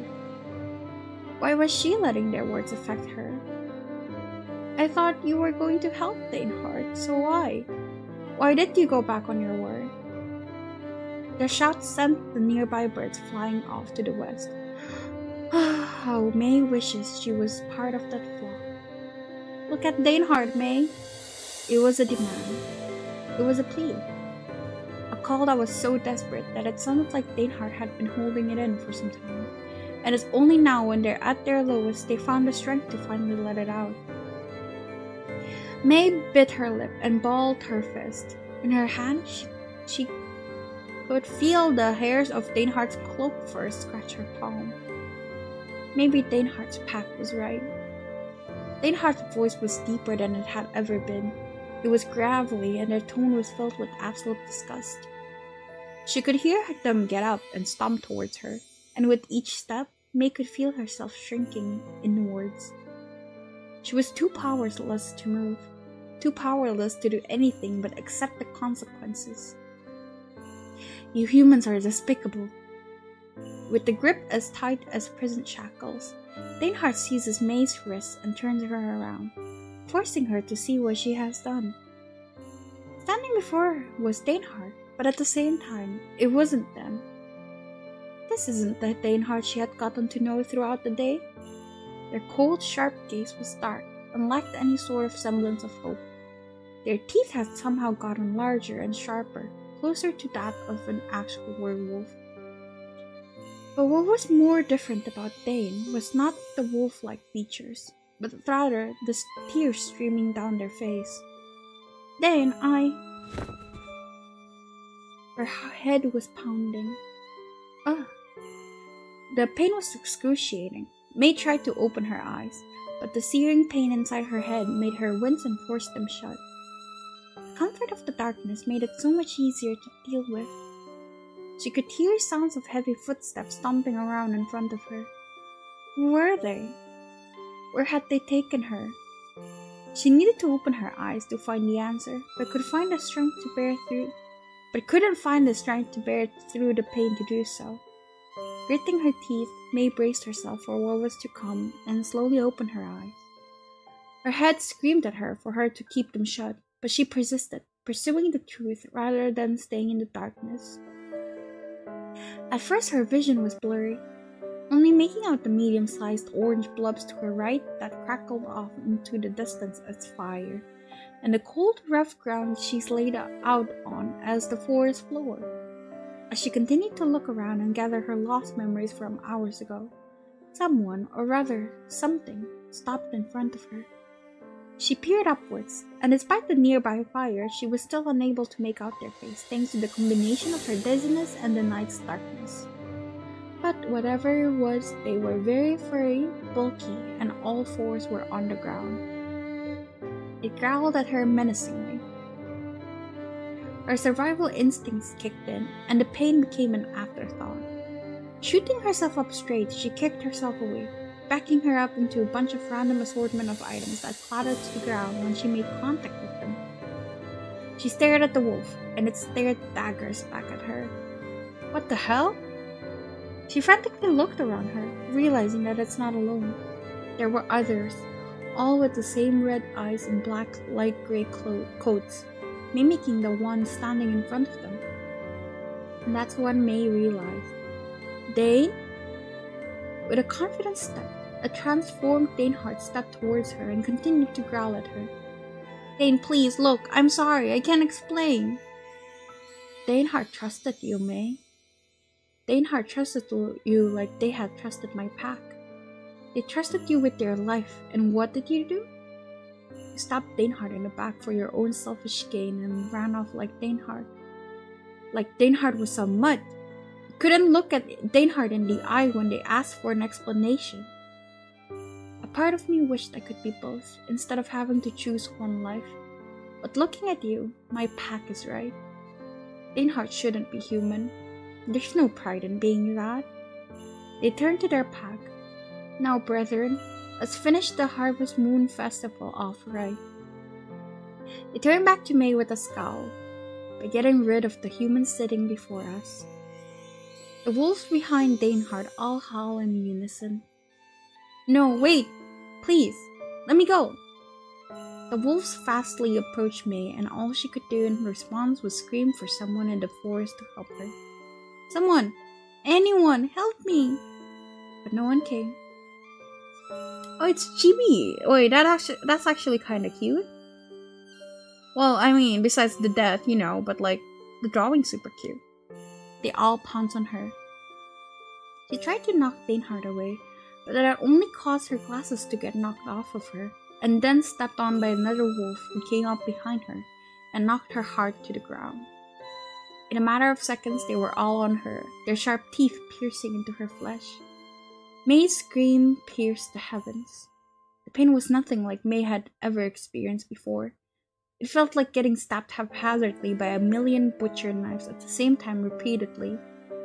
The pack's weight started to become too much for May's tiny, frail body to bear. She can feel her bones break under them as they tear her body limb to limb. A sickly pool of crimson red spelled out underneath the witch as she pitifully tried to free herself from underneath the pile of wolves, clawing at the ground at her as her only leverage. But it was all for naught, for her strength, which was already very little to begin with, was fastly fading. Unable to do anything to save herself, May resigned to looking up at the night sky, though without her glasses, she could make out very little of the beautiful sky and stars above. Not even in her final moments could she be given a moment's respite. That's karma for you, isn't it? That ending. Oh, that's her hat. I wasn't sure what I was looking at for a second. Yes, let's try again. This time let's go for the Hannah. It's probably a good idea to ask Hannah. I don't think she'll be opposed to helping people, right? Hannah wasn't exactly known for her friendliness, but she was definitely less intimidating than Danehart and far easier to interact with. Still, there was a tiny part of May that felt intimidated, leaves fluttering down from the impact. Caught by surprise, May's eyes grew wide, stumbling for a second. From the sound of it, surely that couldn't be anything good. Dashing through the forest, the familiar scent of something burning grew stronger with every hurried step. All her years of baking and potion making left her with experience on how to deal with small fires, burnt streets, soot that refused to leave her oven. Did it break again? I'm going to cry. I don't... Go. Wait.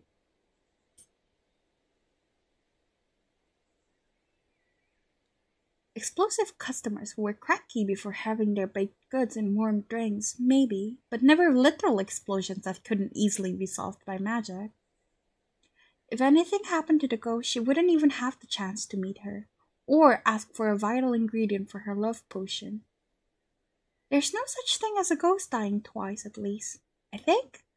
Though I guess third time's the charm, but that doesn't apply to death.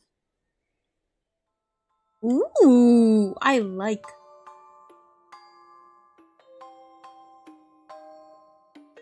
Okay. So sorry to intrude. Hannah? Hannah?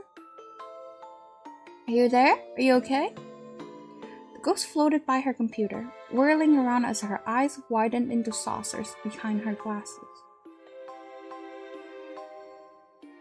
Clearly, she hadn't been expecting any visitors despite the commotion caused. Her nearby neighbors, if any, must have been long used to her explosive experiments. Hello! Boobanas. Very pretty. Eek! I love her hair so much, it's so fluffy.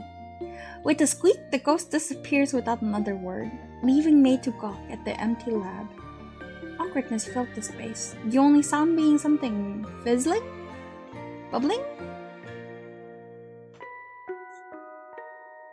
Either way, whatever that was in the corner of the room, she didn't really want to find out exactly what that was, lest it be toxic. Oh, fiddlesticks. May groans, burying her face into her hands. If the witch could disappear at will as well, then she wouldn't even have to worry about Songmin coming after her. She was all for meeting new people and befriending fellow monsters, but there was still a tiny part of her that felt guilty for meeting them under these circumstances, instead of a big sale or something to help the community. Hannah? Hello? I'm not here to hurt you or anything. Silence. Bubbling ooze remains her only companion for the time being. Please come back. I just have a request for you. But then I heard the explosion and everything. I swear, it didn't break in with the intent to hurt you. Then quieter. Though the door was unlocked, I guess ghosts don't really need to worry about that, though. Still nothing, no sign of the ghostly genius. May truly felt at a loss. She could also try to look for her, but Hannah was a ghost. If she went through walls or hid above the lab, even if May tried to cast spells to grant her the same ability for a limited time, it would result in wasting energy if the ghost remained stubborn. Flickering lights, the barely there humming of an electricity. Come to think of it, Hannah did own a computer and was right there. Maybe she could search up something related to ectoplasm? That didn't seem like a bad idea, considering it was the least fragile item in this lab. Probably. May squints at the keyboard, reaching out towards the computer. Don't touch that! May jumped back, only to stumble through the ghost in her haste. Hannah made a sound akin to disgust and swooped upward as if she could dodge it. It wasn't that bad. I've had worse outcomes from experiments. Hannah trails off, faintly guilty. Her form wavers for a moment, mirroring her unease. Alright, maybe it turned out a little worse this time. Just a little. But I know exactly what went wrong in the experiment.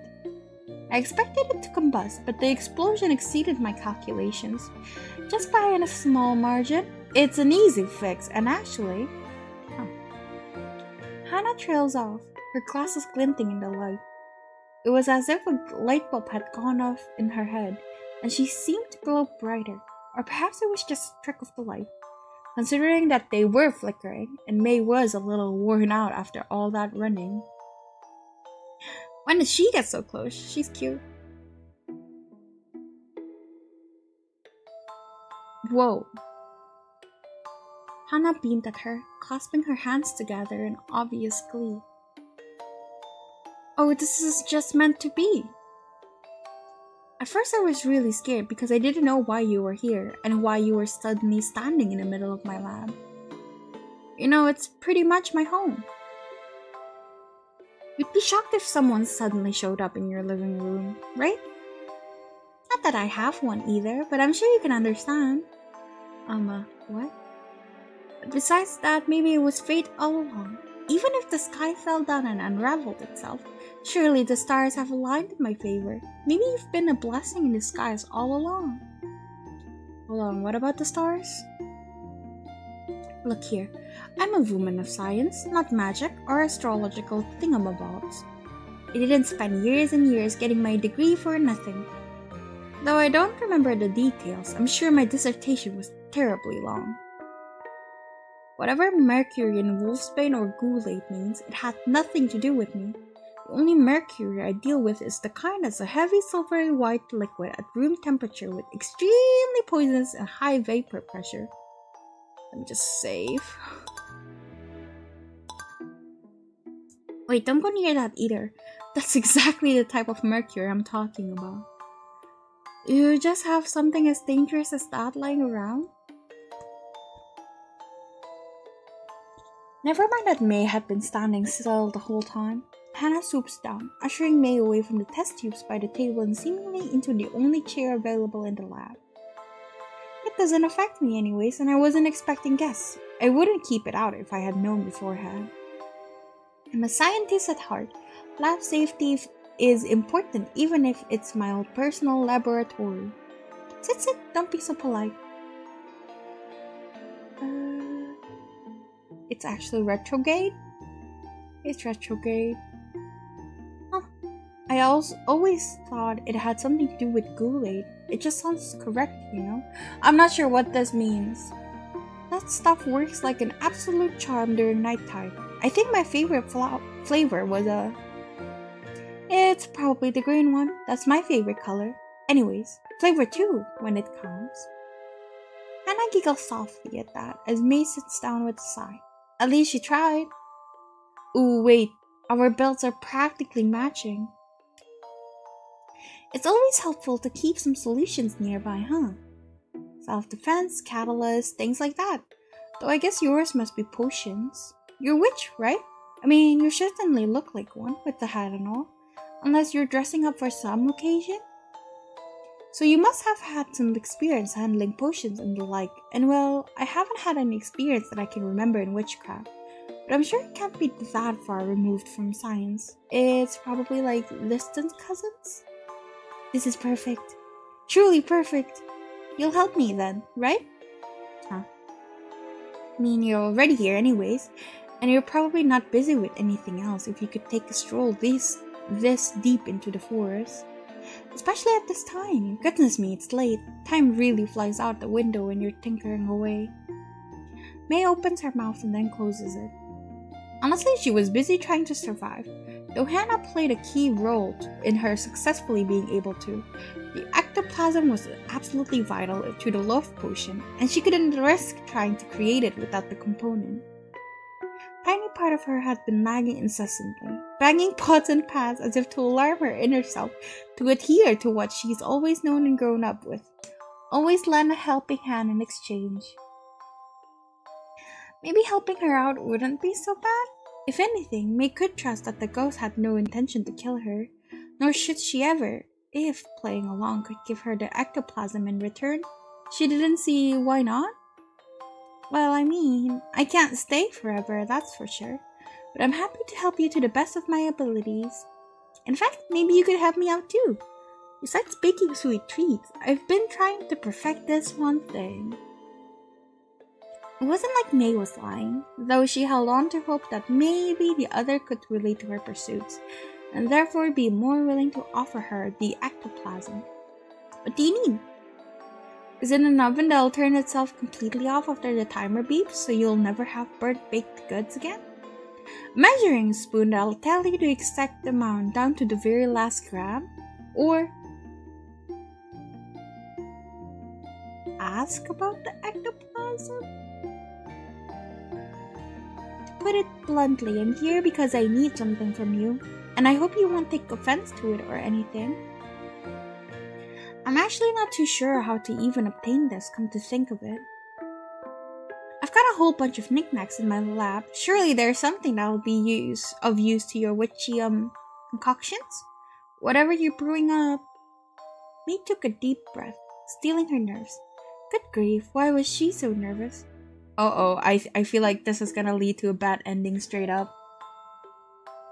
Hannah seems pretty nice so far, although a little eccentric when it came to her experiments. So I'm brewing a potion and it's absolutely imperative that it's done successfully. I really can't afford any mistakes here. Okay. What do you need? It's ectoplasm, though. Like I said, I don't know anything else about it beyond the name, and it's probably some sort of blob-like thing that... May trails off, seeing Hannah's expression shift from one of open curiosity to something withdrawn. Oh, that's what you need? Tentatively, May nods. Unfortunately, that's something I really can't help you with. Not offended since you really didn't know, but you'd better not go around and ask another ghost for that. It's only produced once a ghost leaves the living realm. Hannah pauses, floating over to fiddle with the wires near her computers and monitors instead, clearly keeping some distance between her and May. I'm a little hurt by the implication that it seems like I'm ready to go and leave my life's work behind, along with questions I haven't found answers to yet. I've got a lot of loose ends I have yet to wrap up, that's all. Oh, hello! Welcome! I definitely didn't mean to imply that at all. That wasn't my intention. Nonetheless, I think you're better off asking someone else for help. Sorry. Wait, but maybe I could help you? If we find the answers together, then maybe. I think we're done discussing here. It was nice getting to know you while it lasted. And don't take this the wrong way, but I'd prefer it if you didn't come back. What is the name of the game? The name of the game is Monstrous Brew. I have a link to where you can play the game if you want in my description. Everyone that's knocked on my doors has always wanted something I couldn't offer. I was hoping you'd be the exception since you were so nice and seemed really eager to help and really pretty, but alas, wishing you all the best with your brewing. Hannah ushers. Well, to say usher was just being polite. It was more of tossing her out of the lab, with the chair and all. The door slammed shut behind it, the sound very much like a statement. As if to hammer in the nail further, the door audibly locked. Yikes. Fiddlesticks. May groans, burying her head into her hands. That didn't go well at all. She didn't get a chance to actually apologize to the ghost either. The rejection stung, but the guilt of having hurt her feelings outweighed that. I guess I'll just have to try asking Danehart. Hopefully I won't accidentally offend them in the process. Begrudgingly, May gets up, smoothing down her skirt. The chair wouldn't do her any good on the rest of her journey. It would be best to leave it here in case Hannah ever decided she wanted it back. Not that she needed it, considering how she flits and floats around. Still, she couldn't help but think that there was loneliness lingering around the lab. There was nothing she could do now, not when she had been told she wasn't welcome. You probably won't hear this anyways, but I'm sorry. Please take care of yourself. May trails off once again, not knowing what more to say. She ought to get a move on. Time was running out, and she didn't know how it would go with asking another. Leaves crunch underneath her shoes as she walks towards the path again. Does this just immediately shoehorn me? Oh yeah. Interesting. Okay. I'm gonna load that. Keep. Best to let her be with her own beliefs? Oh, thanks. Sorry, I don't mean to impose. If you were, I would have kicked you off or tried to scare you off anyways. Hannah smiled sweetly at that, shifting to clearly hover in front of her. Forget it. May's probably better off without the knowledge of what's really inside all those jars. Oh wait, Oh, this is the belts. Don't ask about the ectoplasm. Actually, let's get whatever you need sorted out first. I can ask you about it later on. This is more important. You're not going to ask for something extraordinary, right? Might be smart, but I'm not the one with magic in my hands. Hannah lowers her voice. If you want money, I hate to break it to you, but all my expenses go into experiments. So in other words, this boo's totally broke. Just a little. It's not money. I'm not concerned about your financial situation. Although now, I'm a little worried. I'm starting to think that I might have misjudged you and your character. Really. May chuckles awkwardly, not knowing if she meant it in a good way or a bad way. Hannah beams whitely, twirling in the air out of sheer joy. I can't believe I'm finally going to have my own lab assistant. My dearest witchling, we are going to have so much fun. I truly believe this is it. It'll be a whole new breakthrough. History will be made. May lets out a sigh of relief at that. She still didn't know enough about the ectoplasm just yet, but any part of a monster would surely be something precious. It seems like she has made the right decision by waiting. Still, urgency gripped her heart, the feather's meaning weighing heavily on her mind and in her pocket. Yeah, I'll try my best. For now, if you don't mind helping me clean up, I'd appreciate any help there. The broom's just in the closet. It's really hard to sweep sometimes, though I can touch and interact with objects, but it takes so much energy to get chores done. Hannah's gaze lowers, something akin to sorrow flickering in her eyes before she turns away to face her table instead. It didn't go unnoticed by May, at least, but it didn't seem like it'd be right of her to press further. People can do truly awful things to achieve their heart's desires. Those are the real monsters you ought to worry about. This world can make monsters out of, well, monsters, but I don't have to remember everything about my life to know that. And you. She swoops over, mimicking tapping May on the nose. I think you must be a really kind person, so you should be extra careful out there, or in general. Sure, I kinda looped you into this just then, but most people would probably try and argue with me all night instead of going with the flow. Huh, you're pretty flexible, aren't you? Maybe you can help me grab the beaker that's fallen behind my computer? I can try. But wait, can't you pass through objects and walls? I mean, I can, but it's like, ooh. It's not the best feeling in the world. I don't even know how to begin describing it, but sometimes I forget that I can in the first place. May nods slowly, trailing after the ghost as she directs her to the drawer. Start there. The formula from last time should be written on some kind of paper. Probably. That's not really helpful. Oh, you'll know it's the right thing when you see it. May sighs, rolling up her sleeves as she examines what's in front of her. Left? Looks like there's only an empty picture frame in here. Some pens and newspaper clippings. Not that they're readable. Maybe I should just think of it as shredded newspaper? May frowns, squinting at the words. Still, she can piece together some parts of it. It sounds like Hannah was really well respected when she was alive, so why hasn't she ever heard of her and her discoveries? Hold on, the date on these? May shoves them back into where she had found them, shaking her head. Look in the right. Seems like there's a notebook, but there's so many sticky notes and formulas scribbled in here. There's nothing that May can recognize, so it must be something really advanced in the field. May closes the notebook, setting it back down. If she stares at it for any longer, it feels like she might as well pass out.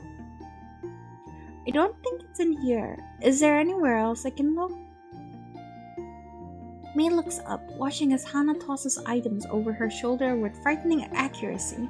Everything landed safely on the table, somehow. Let's start here with my huge stick of paper. Don't worry, it won't fall. It's basically an abstract art piece by now. I feel like it's always been there. May glances at it nervously, finally nodding. Well, if you say so. Hannah turns around, squinting at her. Actually, wait. Let's look at that together later. Maybe try the cabinet with all the wires? May blinks, surprised. Did she notice her hesitation just now? Regardless, gratitude wells up in her. It would probably be safer to have the two of them tackle the stack of papers, especially when it looked like it was a paper away from tipping over. Stacking and cleaning that up would be an absolute nightmare, that was for sure. Would you really put that in there? Hey, organized chaos is still organized. Sometimes I just sweep everything into the drawer and call it a day. I'll probably be going through it the next day anyways. I'll just look through the drawer that's already open. Maybe we'll find more chalk for your chalkboard, if not anything else. While rummaging through the drawers, all May comes up with is more files. Papers haphazardly shoved to fit and miscellaneous items that don't seem to be of much use. Aside from a chalk and a dry eraser markers place, taking a closer look, it seems like the NaOH was hurriedly scribed on the packaging. I guess that counts as paper. Did she not have anything else to write on? I had better bring this to her.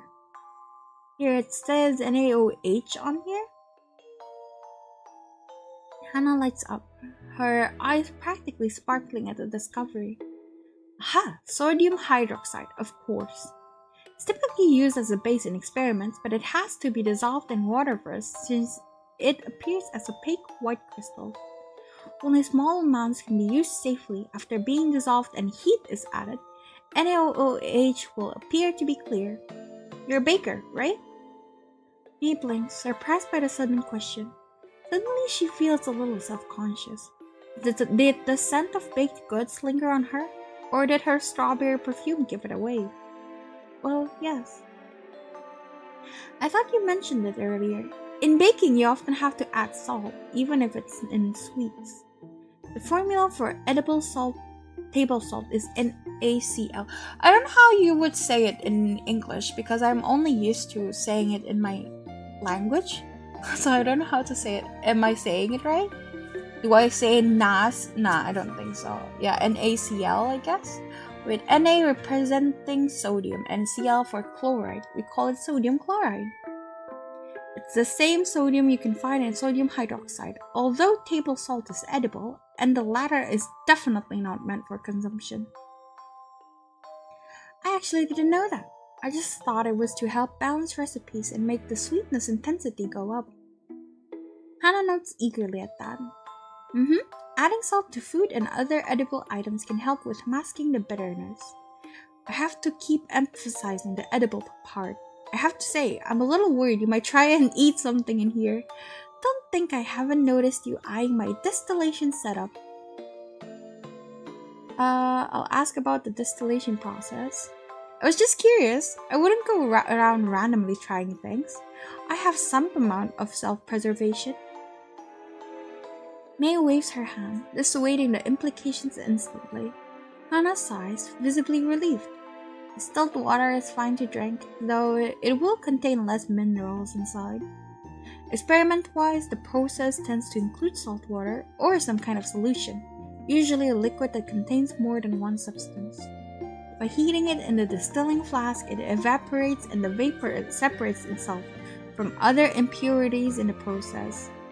Then by cooling it back down into liquid through the condenser. The more you know. It's like I'm going back to my chemistry lab back in high school. No thank you, I am good. So if you ever want to take a sip out of a river or something, you'll have to distill it first in order to be safe. Though you probably can't die that easily either, huh? Well, let's move on for now. All safe? Hannah's words. May nods at her lip, the sense of urgency refusing to relinquish its grip around her heart. Countless thoughts bounced around her head like ping-pong balls, incessant in their motions. Forcing a smile, May shifts the subject at hand to something less related to her impending doom. Do you like plants a lot? I thought your work was more centered around explosions and things like that, instead of photosynthesis or something. I do! Although the plants here just invited themselves in, they're kind companions. There was a period of time where I experimented on alodia leaves to see if they'll photosynthesize in the dark, and then forget-me-nots to see if I could extract pigment from the pollen. But you're right that my expertise lies in the more explosive experiments. Rather, it's in explosive materials. Remember the stack of papers, my life's work of art? As if May could ever forget the leaning tower of papers perched precariously on the desk. Hannah points a gloved finger towards it anyways. It's full of research that I've done to find ways to substitute them in experiments to reduce the risk of people putting themselves in danger. Though there's a lot of failed experiments in there too, but I'm a scientist. Every setback is something that can be learned from, as long as I try hard enough and find out what went wrong. That's a lot. Hannah nods excitedly. I could probably talk you through the ones I remember since they're up at the tippy top, so they're not from that long ago, and... actually, let me get some air real quick. It's a little stuffy, but I'd be happy to listen to you when I'm back. In the meantime, maybe you can look for some gloves when you're free? I'll be right back, don't worry. May hated to interrupt, but she could tell right away that Hannah could and would talk for hours. She didn't have much time on her hands, but seeing how easily Hannah could get distracted, the search for a glove should be enough to keep her occupied for a moment, right? Oh yeah, right. I've had my gloves on for so long they're like a second skin. Silly me. I should have looked for a pair for you before you touched anything. Go and wash your hands first, just in case, alright? After all, even the tiniest stain or tidbit of another chemical can cause a reaction depending on what it's interacting with. I know that goes from first-hand experience. Hannah nods understandingly, whirling into another room, presumably for storage. May sighs, slipping outside without another word. A quick stroll around the premises should be enough to help clear her thoughts. Somehow she can't shake off the feeling that she's being watched, even though there's nothing out here except for trees, more trees, and probably the shadows. Hi, what do we have here? A little witch wandering around like a lost little lamb? If you weren't doing such an amazing job at hiding behind that tree, I wouldn't have even seen you. You're... After you, yes. I thought you'd be hiding away, tucked in your little bakery instead. Imagine my surprise when I found you out here instead. Spontaneous trip? Spur of the moment decision to explore the forest? That's a little strange for your last wish, but who am I to judge? They chuckle, leaning closer to May. I have to say, I haven't seen anyone else try to grow on grand trips, hours before the inevitable strikes. You've always been an interesting one. It's a shame we had to formally meet like this, I suppose. Huh, Tupu? You can't scare me, not any further. May crosses her arms defensively, silently hoping that it would be enough to hide the trembling in her hands. With every heartbeat, it felt as if she could hear the ominous bells tolling, echoing in her head. Hi, welcome! Oh, so you admit you're scared. Should I say, poo? Sangmin's voice curled around the words mockingly, almost a jab at the nearby laboratory. May clenches her fist, eyes narrowing. Do you have to be so snarky and stone-faced all the time? Are you a descendant of a gorgon or something? Sangmin shrugs, a poise mark tugging on their lips. They held up their hands, placating. Your words, not mine. Don't assume what you are nor ready to learn, or deserving to hear of. Besides, I thought we were having a pleasant conversation here, not a debate between who can hurl the best insults. I don't have the time to go back and forth with you when I haven't done anything to deserve this. That's debatable. Maybe you're just willingly remaining ignorant of the practices you've enabled. A harm that your kind has brewed up for centuries and even longer. Sangmin huffs, seeing Mai fall silent. Finally at a loss for words? You could surrender earlier. That would make it easier for the both of us. What do you say? Sangmin leans closer, a glint in their eyes. Well, May trails off, pretending to think. Well, nope. Songmin blinks at that, clearly confused. They open their mouth, about to speak again, but she stomped on Songmin's foot as hard as she could, as if it were some menacing bug that needed to be disposed of. Ow! May turns on her heel, breaking off into a mad dash back into the lab, and slams the door behind her.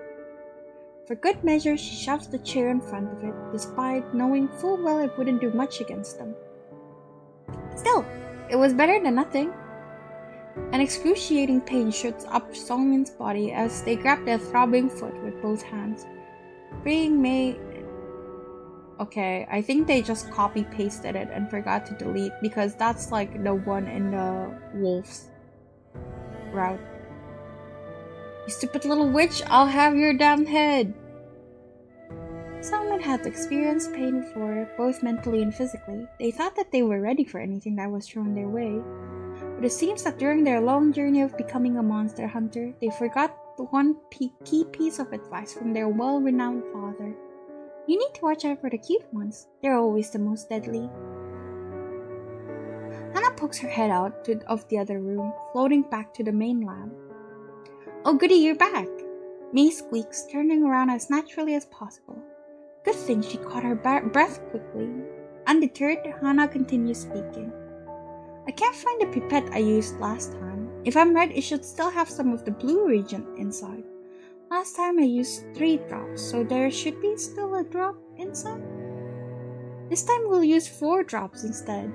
It's not corrosive, so I'm sure it's fine to touch with your bare hands if you do find it, but here, I managed to find some gloves for you. Oh, thank you. Their fingers brush as Mate takes the gloves, noticing how they seem to be brand new. In contrast, Hannah's pair wasn't torn or stained or anything, but it was clear that some of the shine had been lost over time. May quickly draws back, slipping them on. Pleased, Hannah pushes her glasses up, then points behind me. I think I might have tossed it onto the desk near my monitors, so you can check there. If it's not there, maybe you can at least find my beaker? That's better than nothing. Alright, you got it. Look inside the potluck once, Dera. I doubt it's near here, but she pointed in this general direction, so... Huh? Why would Hannah keep her keys in here? May whispers to herself, and seeing that Hannah isn't paying attention, she decides to take a closer look.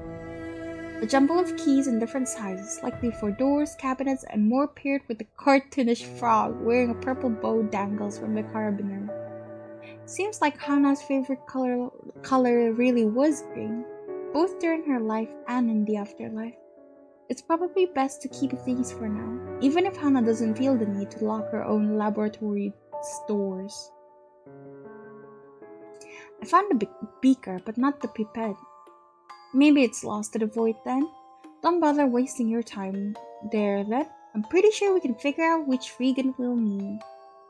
Besides, more importantly, I must have scribbled down the last step on the whiteboard. Or maybe it was the chalkboard? Just try and see if there's anything by the one near my abstract art piece. By now you should know the one. May looks over to where Hannah's pointing, grimacing lightly.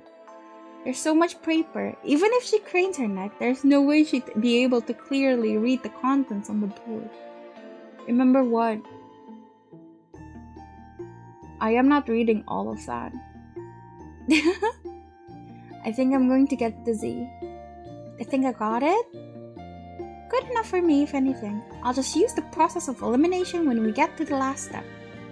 Last time something blew up, it's because I added too much heat, I think. You don't sound so sure of yourself. Hannah waves a hand dismissively. It'll be fine. I won't let anything happen to you. Now, are you ready to start and take part in the best science experiment in your life? Ready as I'll ever be. Before we start, do you have any questions? I can't imagine you not being nervous. It's close to potion making, but you're still dealing with something outside of your usual elements. Oh, ask for it after the experiment. Not at the moment. I think I'll be alright. Besides, I've got you to help me. Hannah nods. Don't worry too much then. I hope you've been listening. Oh shit. Let's go. Fuck if I know. Um, I remember something about blue. I don't remember liquids. Clear? Hannah did say that colors aren't always indicators. Let's grab the tube with clear liquid. Got it! This one's diluted sodium hydroxide in water, or NaOH with H2O. It's a solid but really strong, so we only have 4% in here. It produces heat when reacting with water too. Seems like you're not nervous at all. I'm sure you'll get the next step right. I'm just gonna save just to make sure. And then... I don't remember. Mix it around first. There's nothing else to mix here though. I've already mixed the base for you. Think again. Maybe the answer will come to you. Room temp? Why are you staring at it like that? It won't bite. Hey, we can't just leave it as is. It's okay. You'll get the hang of it eventually. Let me take over for this part. You can look through the regions. The blue one, yeah? Anything blue is usually safe as a base. Let's put in the sapphire-colored region first. Perfect! Though not every single blue chemical is paramagnetic, there's organic compounds such as indigo and methylene blue that aren't. Azulene isn't as well. See, you're learning! Let's move on to the next step. I hope you remember how many drops we'll need in order to succeed. She wanted 4. Some see 4 as a bad omen, but it's not too much or too little. So let's give 4 drops a try. Yep, that's it. Remember, reagents are used to cause a chemical reaction. Therefore, we need to be really careful. Even putting it in a bit too much can completely change the chemical reactions taking place. I'm sure you've got the hang of it by now. Be right back. I will need to go to the toilet again because this game is taking longer than I thought. Be right back.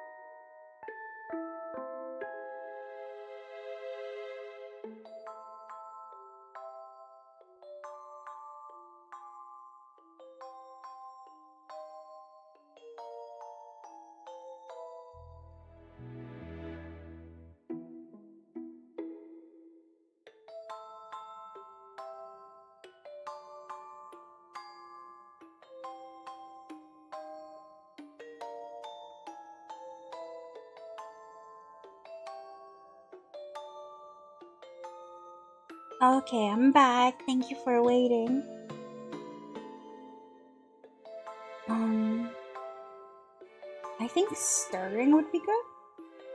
Yeah, just gently swirl it around and then take the mixing rod to stir the contents together. Hannah clasped her hands, clearly happy to see the chemical reactions happening in front of her. I'm sure you've got the hang of it by now. I'll take it from here. There we go. Now we wait and see. At the very least, I hope you've learned something from me. You can go and sit down. I'll be back before you know it. You've definitely come a long way. May nods, stepping back from the table in search of the spinning stool. Despite not being the most comfortable chair in the world, she found herself slowly growing fond of it. Taking a seat, she spins around, waiting for Hannah. And there we go. Hannah twirls around mid-air, swooping over to May as her lab coat flutters in her haste. Whoa! May jumps up, sending the stool spinning off, only to hear it collide with something metal. In mild horror, she turns around, watching the tower of paper sway from side to side. Oh dear! Oh no! The two spoke at the same time, rushing over to try and stop the inevitable, and despite both of them reaching out to try to steady the worst of it, they're only partially successful in their haste. Papers still go flying everywhere, the ones up top drifting down slowly onto the ground. Aw, that's a bummer. I am sorry. No, I should be the one apologizing. I'm just glad you aren't hurt. May winces, the two of them still standing stock still to keep whatever they can upright on the desk. It was moments like these where May really wished she was taller. Though Hannah didn't exactly sound upset, there was still a sizable amount that had toppled over. Beyond that, though, Hannah still hadn't removed her hand from where it was placed on top of hers. She might not be the strongest witch around in terms of brute strength and magical spells, but she's hauled her own fair share of baking ingredients. The moonlight flitted through the window panes, casting the lab in soft blue light. Had that much time passed already? Hannah? May tentatively spoke, not wanting to spook her out of her thoughts. I was just thinking, seeing my life's work raining down like that, I spent a long time researching, Without realizing it, really. A few papers have grown into an entire tower. I don't even remember what's at the very bottom anymore. Hannah looks over at the papers thoughtfully before seemingly making a decision. I'll let you do the honors here. Just let go and knock it down for me. Wait, what? May gasped in disbelief, only receiving a nod from Hannah as confirmation. Yeah, it's about time anyways. If I can't even remember the very first experiment I've done, then it's not a matter of time. It's a matter of me losing focus on what my goals are as a scientist. I've always wanted to help people, but after I died, I've become so absorbed into my own work, I have forgotten the true meaning of my work and the hopes I conveyed through it. Hannah?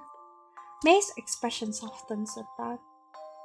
Alright, though your hands is still on top of mine, so we'll let go together then? Yeah, let's. May nods, taking a step back, then another, the two slowly retracting their hands. May nudges the stack that stubbornly stabilized itself on the desk, giving it that final push it needed to completely fall over. Paper slid down with far less grandeur than the first few that rained down, but this time, Hannah's hand gently took hers, raising it to tug her closer. Oof. Oh. Cute. Now facing one another, Hannah's cheeks grew brighter, her eyes darting to the side before meeting May's curious glance. May, is this still alright? Hannah's voice, the softest she has heard it be, wrapped itself around the letters of her name as if it were a snake coiling around an apple. May hesitates before nervously nodding. She wasn't reading this wrong. There was no way. Not when Hannah's gaze fell to her lips, then back up.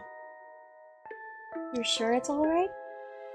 Hannah smiles, practically glowing from both joy and in the literal sense. With May's consent, she leans in, but before their lips could meet, their glasses collided together first, with a clack. Whoa!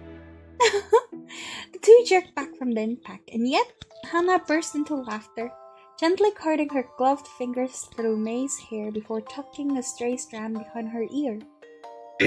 Hannah sighs fondly, her next words spoken in a sing-song. Silly little witchling, silly, silly May.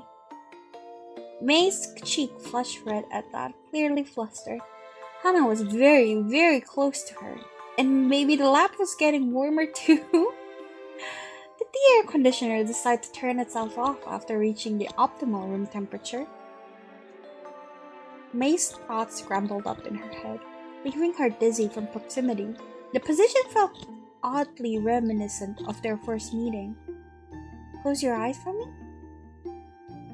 May had an inkling as to where this was going, and why she had asked in the first place. Yet she can feel her resolve weakening, protest dying down and going unsaid on her lips. A chill runs up May's spine, not out of fear. She had never been scared of the other girl anyway, but Hannah shifts closer before May can dwell any longer on that thought. Not that way. You won't have to worry your pretty head over where to look. I should be the one who is nervous here, not you. May frowns imperceptibly, not wanting to let the other girl out of her sight. But she had a point. Between the two of them, she's visibly nervous and still has to stand on her legs, currently close to being jelly. What, you think I know how this goes either? All I used to read were science textbooks. There isn't exactly a library in the middle of the forest either. Well, no, I'm nervous too, okay? Well, let's think of it like some silly math equation. If we're both nervous, then the nervousness will cancel itself out. How's that? Hi, welcome! Thank you for coming. Are you sure that's how it works? At least for this, yes? See, now that you're stuck thinking about that instead, you won't be nervous.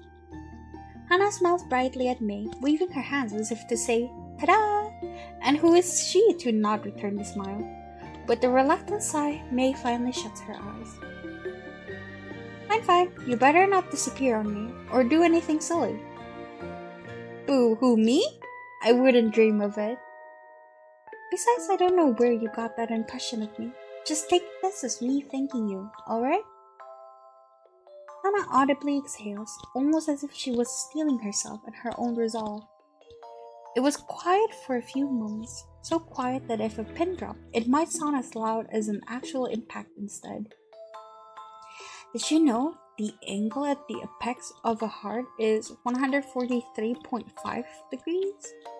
It's fitting, since there are two equal curves in a heart, and the whole numbers present are commonly used as an encoded message. It's a number code to showcase affection itself. Never heard of that. Interesting. Hannah chuckles softly at May's expression, though it almost seemed as if she was speaking to herself instead. Hey, no peeking. Hear me out and indulge me a little, will you? Fine. I spent a long time chasing after the past, constantly getting upset at myself for not being able to remember, and not being able to find anything to help me remember. In the end, I've come to realize that I've spent all this time looking behind me. Even as I was walking or floating forward, onwards, I was always looking down. It's a little bittersweet. I'm not saying I was happy to have died or anything. I'm still sad, but the details surrounding it aren't anchoring me down anymore. It's just that if I hadn't, I wouldn't have been able to experiment on so many things. And most of all, Hannah pauses here as May's breath catches in her throat. I wouldn't have been able to meet you. Hannah, I called you a blessing in disguise earlier, and I think you've lived up to it. I think all this time I've spent hasn't been wasted either. Of course, you're not a magical fix to all my problems, but you being here has helped me realize that there are better things to look forward to. That's all. Hannah hums, evidently trying to collect her thoughts before finally fixing May's hat. She hadn't even realized how it had fallen lopsided from their earlier collision. Thank you, May. I hope you'll always be able to wholeheartedly pursue whatever your heart desires, whether it's in the things you love or other aspects. With that said, Hannah gently presses her lips to May's cheek before the witch can formulate a reply. After a few seconds, she pulls away with another laugh, though not unkindly, as May stammers. That was nice. Yeah. Hannah sighs softly. One more and then you can open your eyes, okay? Yeah, whatever you say. May nods, flustered but almost eager, as Hannah's lips ghosted across her other cheek.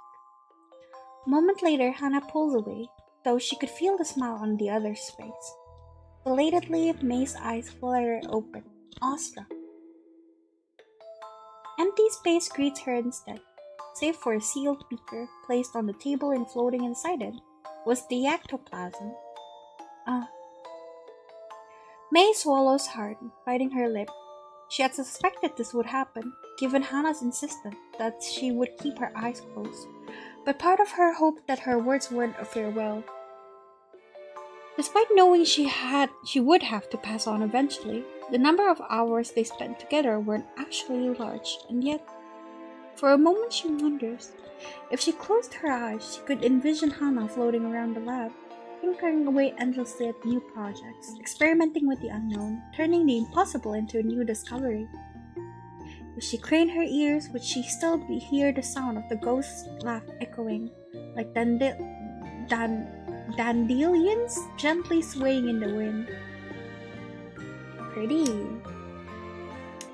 May grasped the glass beaker, the ectoplasm inside glowing faintly. With Hannah gone, it didn't feel right to stay in the lab for too long. The very least she could do now is tidying up the place so that it wouldn't get ransacked by somebody else. Packing the ectoplasm away, May sets off, rolling up her sleeves again. The computer whirs to a stop, finally powering off with the lights. The keys jingle in her grasp, and with one last look around, she steps out of the lab. Locking the doors from the inside, May steps out of the lab, the door slamming shut behind her. Oddly enough, it seems a lot quieter now in the forest. May lets out a sigh, gently patting the sealed beaker in her bag. The ectoplasm should be able to stay safe there.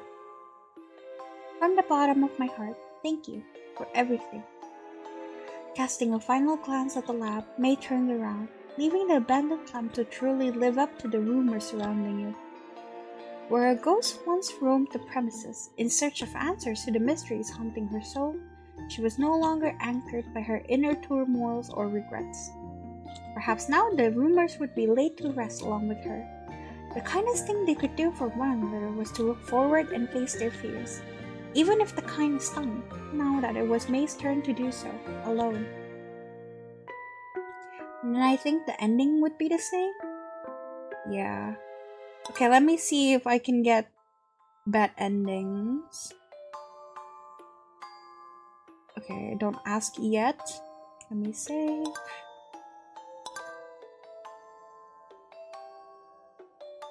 And then ask about the ectoplasm. I was just spacing out while thinking about how long it would take. See, I'm in a bit of a rush actually. I'm happy to keep helping you while we talk though. Let's take a bit of a break. I forgot that others can get tired easily and faster than me. Haven't worked alongside someone else in a long time, I think. I don't want to run you ragged before we even get to the real experiment. A break sounds good, thank you. Hannah waves a hand, gesturing for her to sit down. May took a deep breath, unsure of how to approach the subject.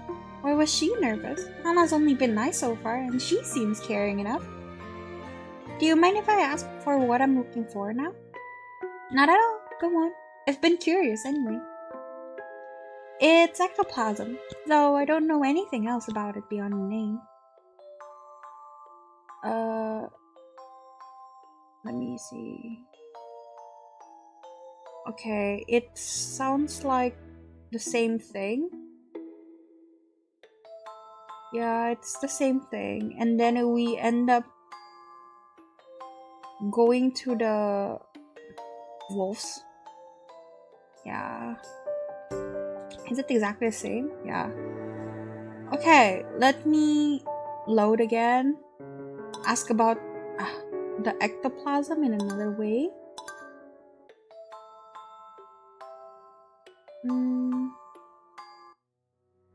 Okay, this time run away. What the hell am I doing here? Why would I even entertain the idea of listening to my would-be murderer? I need to get out of here. I started from one side of the forest to the other.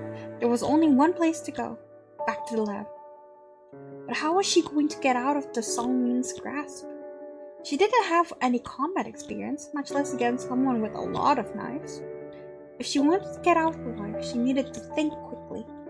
Hi, welcome! I'm like at the very end of the game though, so you're a little late because there's barely anything. I'm just trying to get the bad endings. But thanks for coming! Finally at a loss for words? You could surrender earlier. That would make it much easier for the both of us. What do you say? Songmin leans closer, a glint in their eyes. Well, May trails off, pretending to think, and then it's the same thing. Okay. And then ask for the ectoplasm before it's too late. There is one thing, but I wouldn't want to trouble you. You just enjoy otome games? Same. I'm looking for ones that are good right now. Hana shakes her head. You wouldn't, I promise. Just ask away. Truth be told, I've never played Western otome. Oh, I know. Wait, sorry. Hey. I know some very fun ones, but they're definitely rare. I don't know, because the Japanese otome are mostly on Switch. So, thank you! Japanese otome games are mostly on Switch, and I'll have to buy a capture card for that, and it's usually so long. So I usually prefer Western otome games, because they're usually shorter, and there's like a lot of good ones recently. Okay, we need ectoplasms. I think I can give it to you, once we're done with this experiment. May looks up at her, surprised. Wait, really? Hana nods, smiling lightly. Yeah, you've never once complained, even if I had you run back and forth to look for the components needed for the experiment. I don't know what I'd do without you. I'm sure the experiment will go off without a hitch, so just take a seat for now. I'll just get started on it, and then bring over the ectoplasm for you. Hana beams at her, swooping away to fiddle with the items on the desk. Is there anything that's gonna happen that's different? Oh, it's the same thing? So does she not have a bad... Is her bad ending just basically getting rejected? Boo.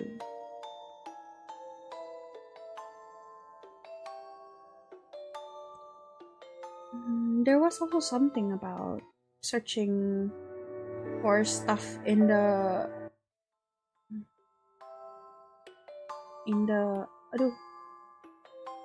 What was it called? In the cabinet, but I guess there's nothing.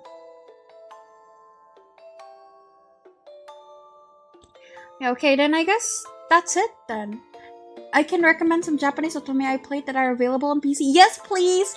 I currently have I have Steam Prison and I have Taisho X Alice, but that's about it. I don't have anything else. But yeah, I really think that's it for this game. There's only 2 endings then? 3, including one bad ending in the Wolves game. In the Wolves route.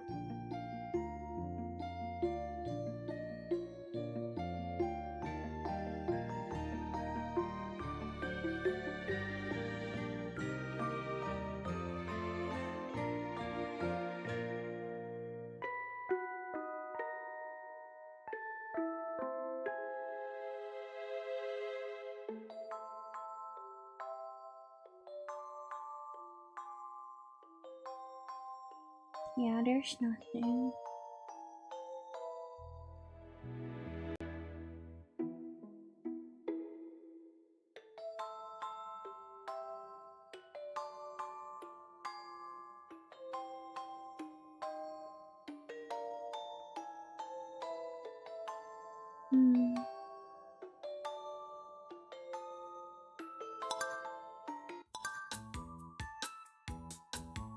Yeah. So I guess that's it for Monstrous Brew. There's 2 good endings, one for each characters, one bad ending for the wolf, and technically one bad ending with the ghost where you just get kicked out into the wolf's round.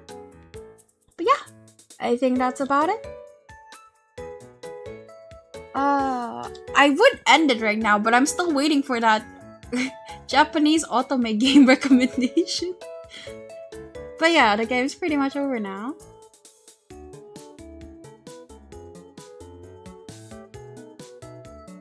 Yeah, I wait. Thank you so much for watching, everyone. Bye bye.